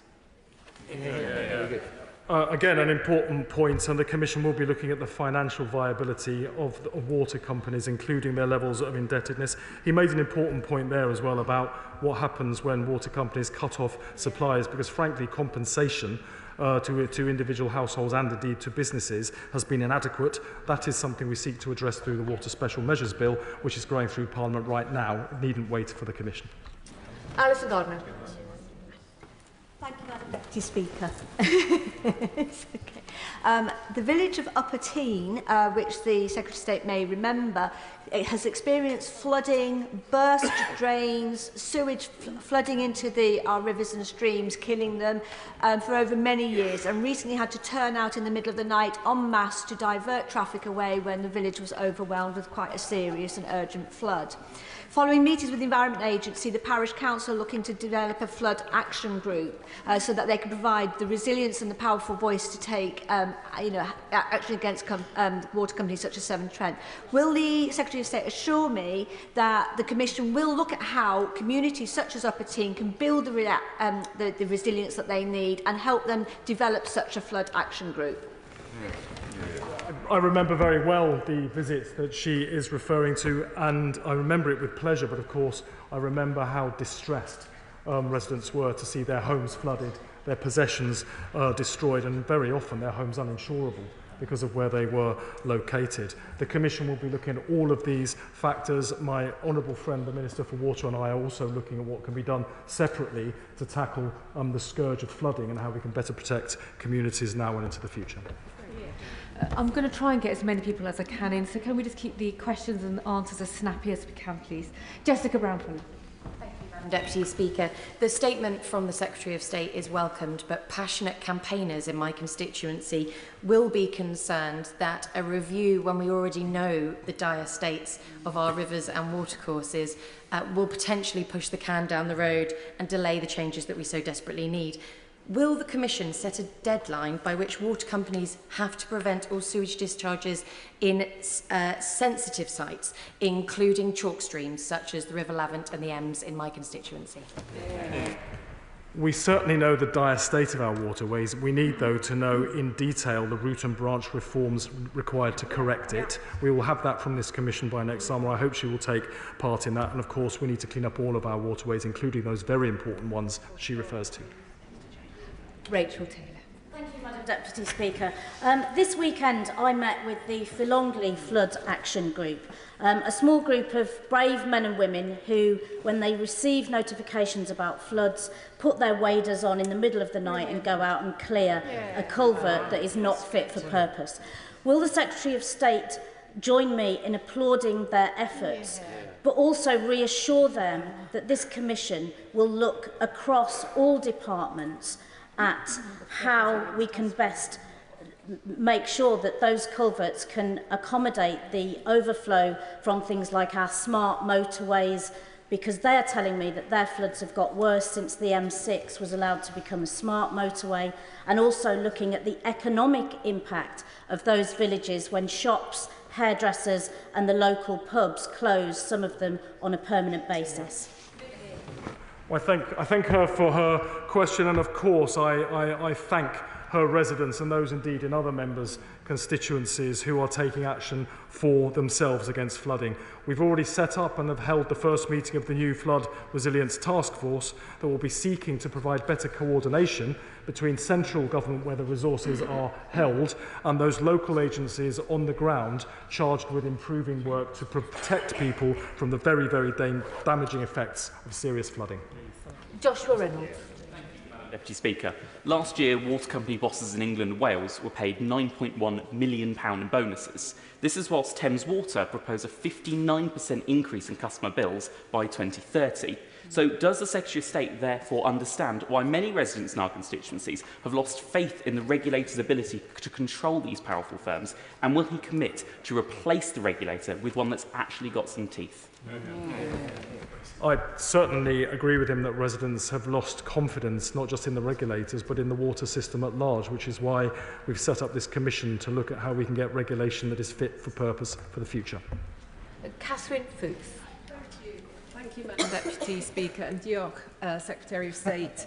I must be one of the only constituencies in the UK of Monmouthshire that didn't get a visit from the Secretary of State during the election. I did get a visit from Fergal Sharkey, so that's great. I really welcome the announcement today, Secretary of State, especially this new partnership between the Welsh and the UK government that unfortunately the side opposite completely failed to do. For example, they brought out the River Wye Action Plan, which failed to include Wales and had no new money. And so can I ask the Secretary of State for Wales if he will re-look at the River Wye Action Plan, commit to a new one that uses the River Wye catchment partnership groups, the Friends of the River Wye, and all the different civil servants from both sides of the border in England and Wales are on that group. So let's use that group and let's help clean up the River Wye. Well, diolch yn fawr I chi. I'd be very happy, of course, to visit Monmouthshire. It's very important we look at the situation with water across catchments, particularly with those crossing borders between England and Wales, and the fact that this commission is jointly commissioned by both governments and will report to both governments will ensure that's what happens. Thank you, Madam Deputy Speaker. I'm pleased to see action coming forward from the government on this, but we know they need to go further and faster on this issue. In North Norfolk, much of the infrastructure dates from the 1970s and 1980s. Then a just about managing approach was taken to construction, and clearly it's no longer managing. Can the Minister confirm that this Commission will look at specifically directing investment from water companies in the infrastructure upgrades as and where they're needed? Yeah, well, we certainly need fast action after 14 years of absolutely nothing, and this Commission will point the way to resetting the sector for the future. It will seek to establish a system that will do exactly what he's talking about. Danny Beale. Thank you, Madam Deputy Speaker. Hundreds of residents in my constituency in Ryswick Gardens and Ryswick Manor have been flooded in recent weeks. I've met many of them who've had to move out of their homes. They're frustrated about poor regulation and buck passing between the Water Authority and the local council, the Flood Management Authority. This welcome review after 14 years of dither and delay is good news for my residents, but will my right honourable friend assure my residents that the review will specifically look at the adequacy of governance and accountability mechanisms between flood management authorities and water management organisations? And will he meet with me and my constituents to discuss these issues? Thank you. I had the pleasure of visiting his constituency many times, of course, over the past year, and I know what a concern flooding is to people living in the constituency. We've already set up the Flood Resilience Task Force, which will ensure better coordination between the centre, where resources are held, and those agencies on the front line, including those he refers to ensure that people are better protected against the impact of flooding. And I'm sure my honourable friend, the Water Minister, will be happy to meet with him to talk about the local issues he has concerning flooding. If we're short and sharp, we can probably wrap this up in the next several minutes with everybody getting in. Jim Shannon, show us how it's done. Short and sharp. What a challenge, my goodness. This is great news, Minister, thank you very much. That at last accountability is going to be at the heart of this review, with Northern Ireland being in a similar situation but when it comes to water, but in a slightly different scenario as a government-owned operator. Will the Minister indicate how this review can help with a UK-wide water service that is truly fit for purpose? Thank you. It's always a pleasure to hear from the honourable gentleman. Of course, water is devolved in Northern Ireland. It will be for the local authorities there to take their own decisions about how they address and correct the problems that we see in beauty spots like Lough Neagh. Dave Richardson. Oh, thank you, Madam Deputy Speaker. There are 21 local government wards that make up my constituency of Lichfield. In just one of them, Baggots and Needwood, they were subjected to 3,000 hours of sewage spills in just 1 year. Can the Secretary of State assure me that after 14 years of failure from the party opposite, this Commission will leave nowhere to hide for criminal water bosses? Yeah. That is absolutely an intention. Yep. Phil Brickell. Madam Deputy Speaker, as a whitewater kayaker, I've spent countless hours on rivers and streams up and down the country, and I know that both the Environment Agency and Ofwat need to be properly resourced if we are going to clear up the toxic legacy left by the last government in our waterways. Can the Secretary of State reassure my constituents in Bolton West that today's newly announced Independent Water Commission will look at resourcing to ensure that water firms responsible for polluting our waterways are held to account? The Commission will be looking at identifying a model of appropriate and effective regulation for precisely the reasons he outlines. Louise Jones. Thank you, Madam Deputy Speaker. My constituents in North East Derbyshire are rightly disgusted that under the previous Conservative government, water bosses received over £41 million in bonuses and other incentives. Can the Secretary of State assure me that every penny of their hard-earned money will be spent where it is needed? I think we've already announced plans to ring-fence money earmarked for investment so it cannot be diverted for undeserved multi-million-pound bonuses, as happened so frequently under the previous failed Conservative government. Thank you, Madam Deputy Speaker. The chalk streams in North East Hertfordshire and across England are of international significance, but too often these waterways are not just polluted, but also often running dry. So will the Secretary of State assure me that this Commission will look at the regulation not only needed to bring an end to sewage spills, but also put an absolute end to the over-abstraction of aquifers and chalk streams? The Commission has a wide remit and will be looking at the wider impact of damage to the water system that got much worse under the previous government. Amanda Martin. Thank Madam Deputy Speaker. We welcome, as a coastal city, the Commission. It's vital to sort sewage and floods.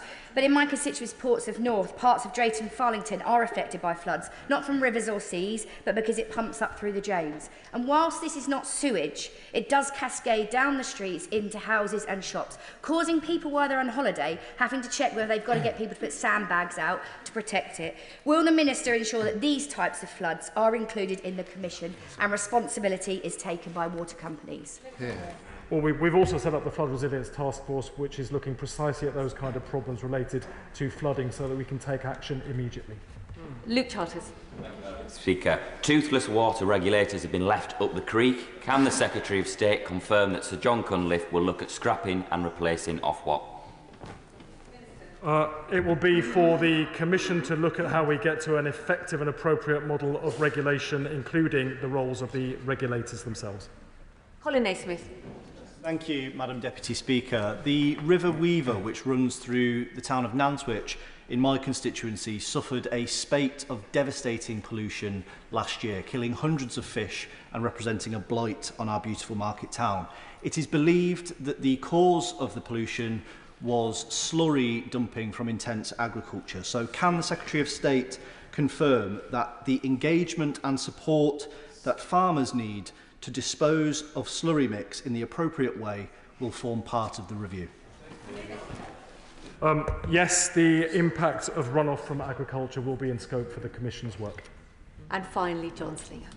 Thank you, Madam Deputy Speaker. Would my right honourable friend agree with me that if the party opposite had put as much energy into protecting our rivers, lakes and seas as they have to filling their reservoirs of chutzpah, then my constituents in Rugby wouldn't be living with the consequences of ineffective regulation, of undue profits, of unearned bonuses, and that it's this party that isn't, as in so many other areas, is clearing up the mess that we inherited. Yeah. Short answer to that is yes. Thank you so much.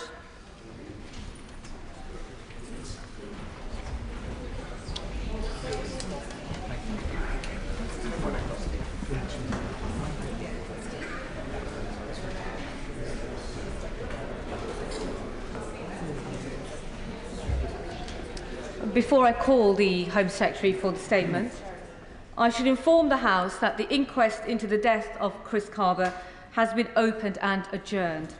So the matter is therefore technically still before the court. However, Mr. Speaker has granted a waiver in relation to the House's resolution on matters sub judice, so that members may refer to it in the House's proceedings. And I call the Home Secretary. Thank you, Madam Deputy Speaker. I would like to update the House on Monday's verdict in the trial of Sergeant Martin Blake, on the accountability review into police use of force and on confidence in policing. Chris Carver was killed in Streatham 2 years ago. His parents and family, of course, continue to experience deep grief and distress. A year ago, Sergeant Martin Blake was charged with murder, and on Monday, the jury returned their verdict, and Sergeant Blake was acquitted. It is imperative that the jury's verdict is respected and that Sergeant Blake and his family are given the time and space that they will need to recover from what will have been an immensely difficult experience for them during both the investigation and the trial. For an armed police officer to be prosecuted for actions taken in the course of their duties is very rare, so of course this case has raised considerable concerns for the public and the police. The decisions made on any individual case, be it by the police, the Independent Office of Police Conduct, the Crown Prosecution Service, the courts or the jury, are rightly independent of the government. So it would not be right for me to comment further on the details in this case, but this case has happened against a backdrop of wider and long-standing concerns about accountability, standards and confidence. A backdrop in which police officers and forces have raised long-standing concerns about the way in which the accountability system currently operates, particularly in cases of specialist policing like firearms and driving, where we ask officers to do incredibly difficult and dangerous jobs to keep us safe. and a backdrop of fallen community confidence in policing and the criminal justice system across the country, with, as the Metropolitan Police Commissioner has said this week, lower confidence among black communities. Madam Deputy Speaker, the British policing model relies on mutual bonds of trust between the public and the police. For our policing model to work, it is essential that the police have the confidence of the communities they serve, and that officers have the confidence they need to do their vital and often extremely difficult job of keeping us all safe. Too often in recent times, both elements of that confidence have become frayed, and this government has made it a mission to put confidence back into policing. So as part of that work, I want to update the House on new measures that we will take forward in response to the accountability review and following ongoing work to respond to issues raised by the previous Angelini and Casey reviews. A package of reforms to rebuild confidence for police officers and for communities, to tackle the unacceptable delays and confusion in the system, ensuring the complexity of specialist operations is considered at an early stage, and ensuring that the highest standards are upheld and maintained. 12 months ago, the previous government launched a review into the accountability systems for police use of force and police driving. The previous Home Secretary set out an interim response in March, which the Labour Party supported, and I welcome the work that my predecessor did. The review was not completed by the election, and whilst we have continued to draw on evidence from police and civil society organisations, we were unable to say more publicly in the run-up to the trial. So today I want to update the House. The Accountability Review found that the current system for holding police officers to account is not commanding the confidence of either the public or the police.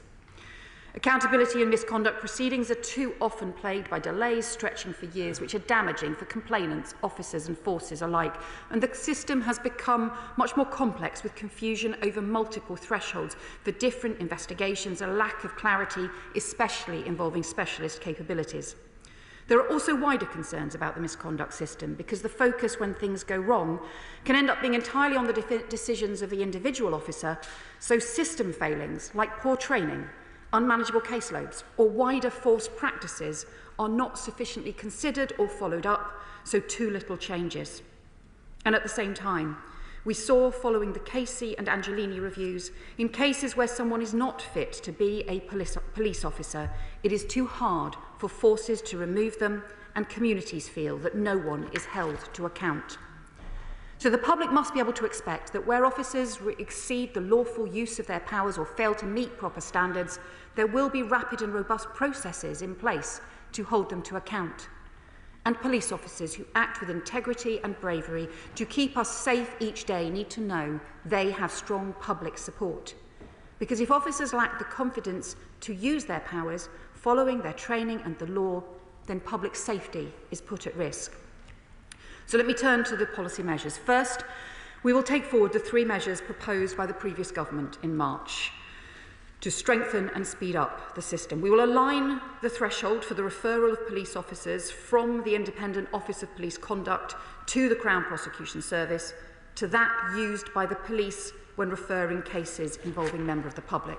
Currently, that threshold is lower for police officers, and that is not justified.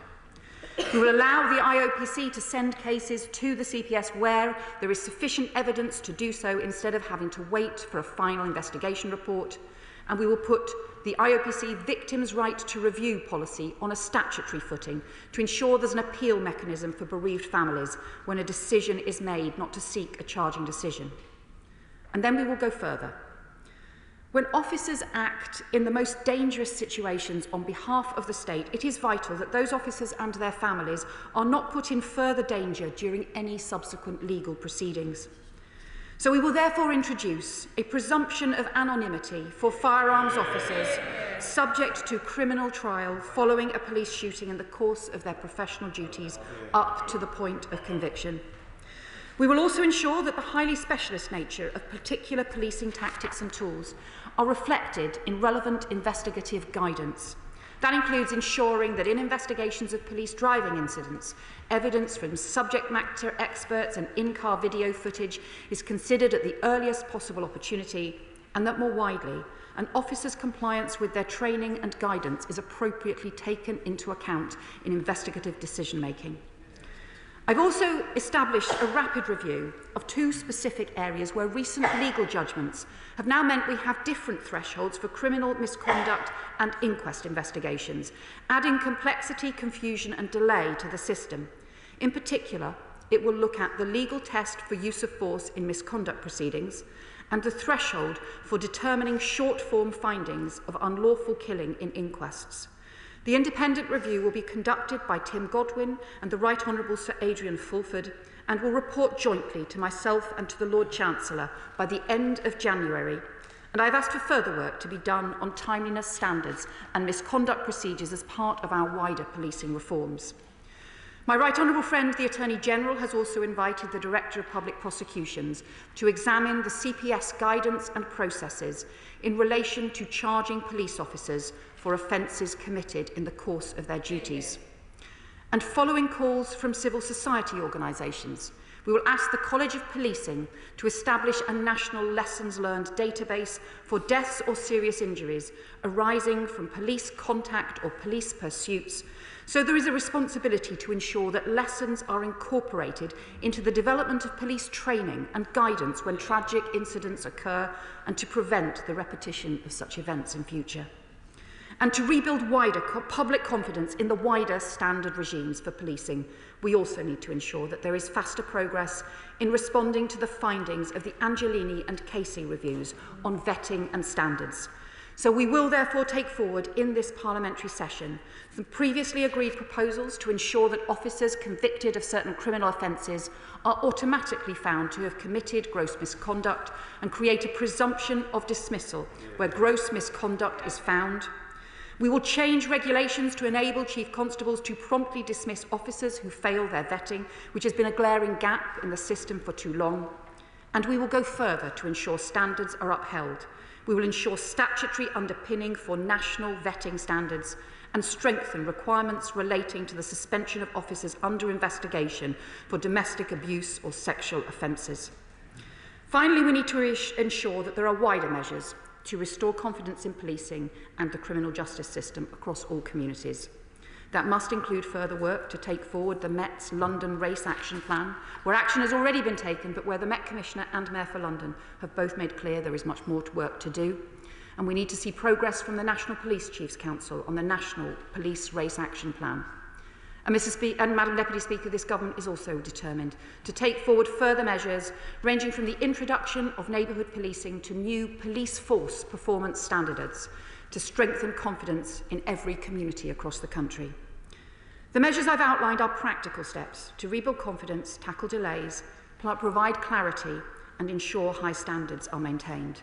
For more than 200 years, policing by consent has been the bedrock of British policing, and this government is determined to take the action necessary today, both to strengthen the confidence the public have in the police and to strengthen the confidence the police must have when they are out on the street each day doing the difficult job of keeping us all safe.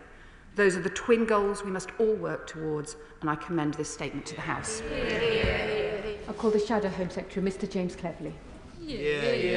Thank you, Madam Deputy Speaker. And can I also thank the Home Secretary for advance sight of her statement and for the recent Privy Council briefing that I received from her. I very much welcome, I'll start off by saying I very much welcome what she's put forward today. I agree with almost all of it and disagree with almost none of it. Because as a society, we demand that our firearms officers put themselves in dangerous and difficult situations to protect others. Every firearms officer in the UK is a volunteer, and we rightly value the fact that we have a predominantly unarmed police force here in the UK, but we do of course need a cadre of armed police officers across the country. I've had the privilege of visiting the Police Firearms Training Centre in Gravesend, and I have seen firsthand just how rigorous that firearms training regime is, not just in marksmanship, but also in the use of judgment.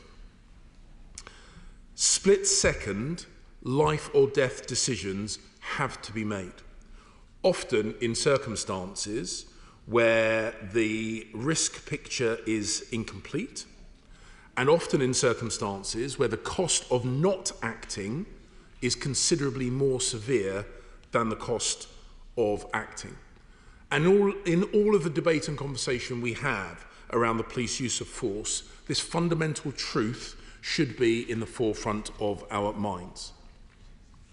As the Right Honourable Lady has said, we rightly expect that all officers at all times act with restraint and professionalism. But we cannot allow circumstances to be created where officers are disincentivised from being decisive or become unwilling to take the right action for fear of trial by media or for fear of a long period of suspension under investigation. When my party was in government, and I am grateful for the Home Secretary acknowledging this in her statement, we started under my predecessors and led predominantly by my right honourable friend, the member for Croydon South. We initiated a review into the use of force by police officers and the accountability regime. I am very grateful, genuinely grateful, that under her leadership that is continuing. Because as she rightly says, giving confidence to police officers so that they can act in accordance with their training, but that they will not be penalised for taking those actions is absolutely key. And ensuring simultaneously that the public have confidence that police officers still have an appropriate accountability framework is equally as important. And she made the point that both of those aims are being pursued in the accountability review that she is taking forward. And the commitment that these investigations will be done more speedily is key. And specifically, that she will continue with our proposals to allow the IOPC to refer cases to the CPS earlier is important, because prolonged periods of uncertainty undermines the confidence both of police officers and the public that they serve. And I am very much pleased to see the government is continuing in our reforms to ensure that when police officers act in accordance with their training and in the line of duty, that the presumption is that they will not be held to a lower threshold for prosecutions than members of the general public. And I would ask her to seriously consider that training in these roles forms a legitimate part of the defence of officers if and when criminal prosecutions are brought forward. And I'm particularly pleased, and I very much welcome the additional move to introduce the presumption of anonymity for firearms officers subject to criminal trial following a shooting. We now know that Chris Cabba was involved with a violent gang, and that Sergeant Blake and his family had, and indeed still have, a well-founded fear of violent reprisals. And that fear was amplified when Sergeant Blake's name was put in the public domain. Can I ask the Right Honourable Lady, in light of the review by Dr. Gillian Fairfield, which further of her recommendations she is minded to take forward? And will she recognise, in the era of social media, that all people of public profile, including members of this House, should be very thoughtful and careful about making public statements when facts are unknown or contested? Because the police should know instinctively that they will have the backing of both their chain of command and and politicians involved in their governance at all levels when they do the right thing at our behest, and they will be backed by their chain of command even if those actions are not popular or convenient, because we have seen too often police leadership bend to inappropriate levels of public pressure. So in conclusion, Madam Deputy Speaker, I welcome this statement from the Home Secretary today and her commitment to take forward the reforms of the Police Accountability Review, and we will, of course, on this side of the House, my benches, we will work constructively with her to ensure the appropriate balance is struck to reinforce confidence in policing and of policing. Thank you. Home Secretary. Can I thank the Shadow Home Secretary for his response? And this is an area where I hope there will actually be wide agreement across all sides of the House on the importance of these issues, the fact that it does go to the heart of that British tradition of policing by consent, where all of us want to know that, of course, there is proper accountability in place for decisions that police forces and police officers make, but we also have to know that the police have the confidence to take sometimes the most difficult decisions of all in order to keep the rest of us safe. And he is right that firearms officers really do have to deal with some of the most difficult parts of policing of all, sometimes having to make split-second decisions in the most fast-moving and difficult circumstances that none of us would want to be in. And frankly, if any of us were in those situations, we would want to know that there were firearms police officers there to be able to protect us and to be able to support us. Firearms in the UK discharged by police officers is actually very rare. It's very low compared particularly to other countries. That reflects the nature of our unarmed policing tradition, but also their professionalism and training and the different ways in which they manage often very difficult situations. But of course they need to know that where they are following their training, operating within the law, that they have our support in the difficult decisions that they have to take, and they don't find that their lives are upturned as a result. The anonymity provisions, I think, are very important, and I hope we'll have support from the whole House, and we want to bring those in, the presumption of anonymity. We would like to bring those in as part of the forthcoming crime and policing bill. He also raised the issue of training. And as I particularly raised, want the issue training to be looked at as part of the updating of the investigative guidance, where it needs to can be addressed relatively quickly to ensure that issues, for example, around police driving, but also more widely use of training in other areas as well, is taken into account as part of those early investigative decisions before cases pursue through the process as well.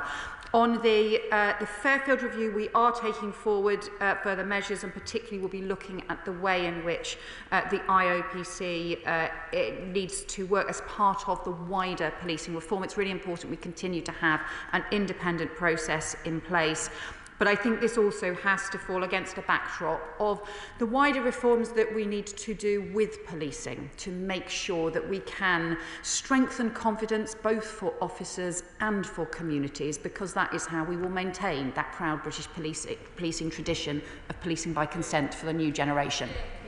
Mother of the House, Diane Abbott. First of all, I'd like to express my sympathy for Chris Cabell's family and his mother.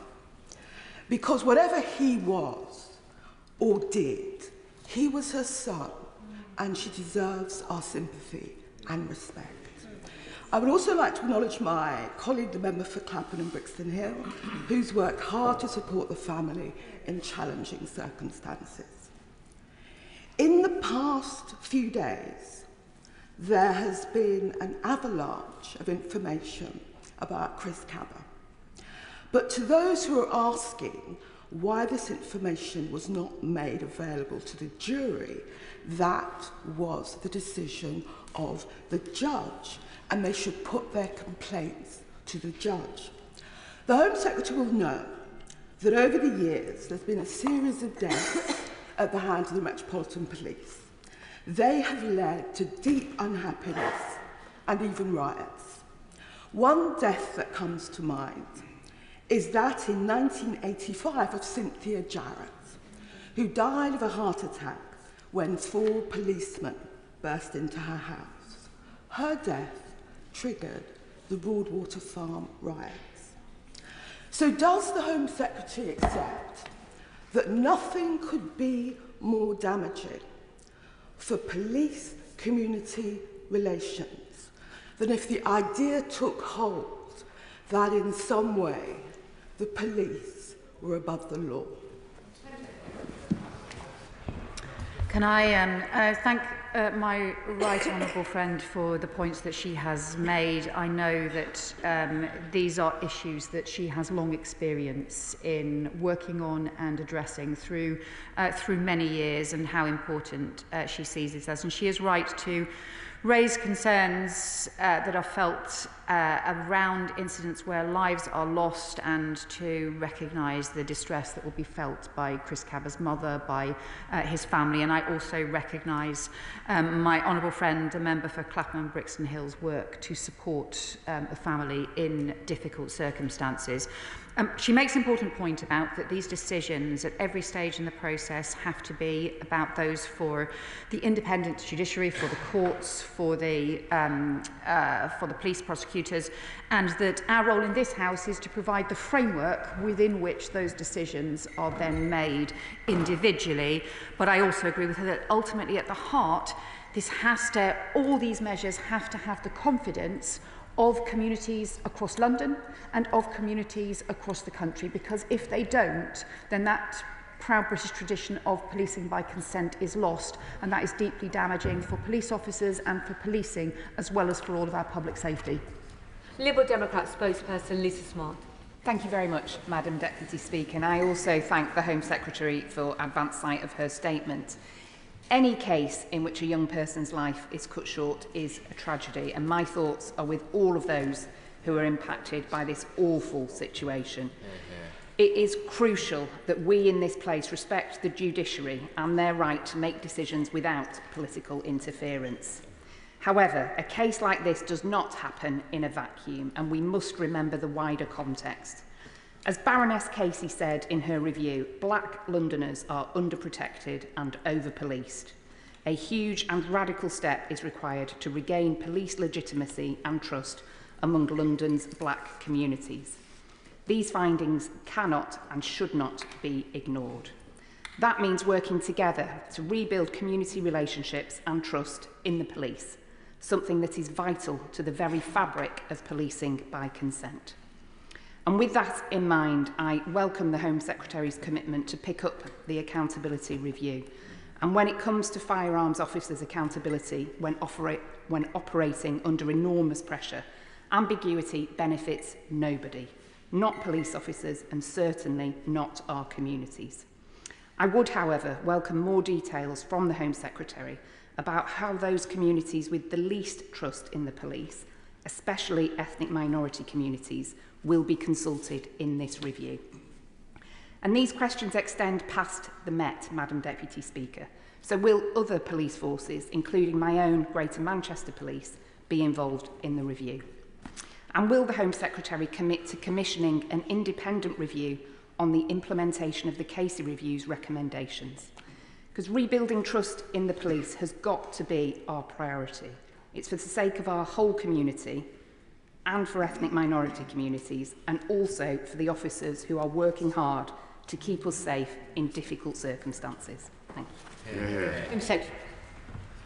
I thank the honourable member for the important points that she makes. She's right that lack of clarity, the uncertainty, and I think also the long delays, the damaging delays that we've had in the system benefit no one. She's also right to say that the part of the sensitivity for this case, but part of the backdrop, the long-standing backdrop, has been the much lower confidence in policing among black Londoners, the different levels of confidence around race. It's why that was highlighted as part of the Casey Review, and why the Met Police have set out a race action plan, but where both the Met Commissioner and the Mayor of London have been clear that there is significant additional work to do, because any measures, if they don't have the confidence of all communities that the police serve, in the end undermine those crucial principles around policing by consent.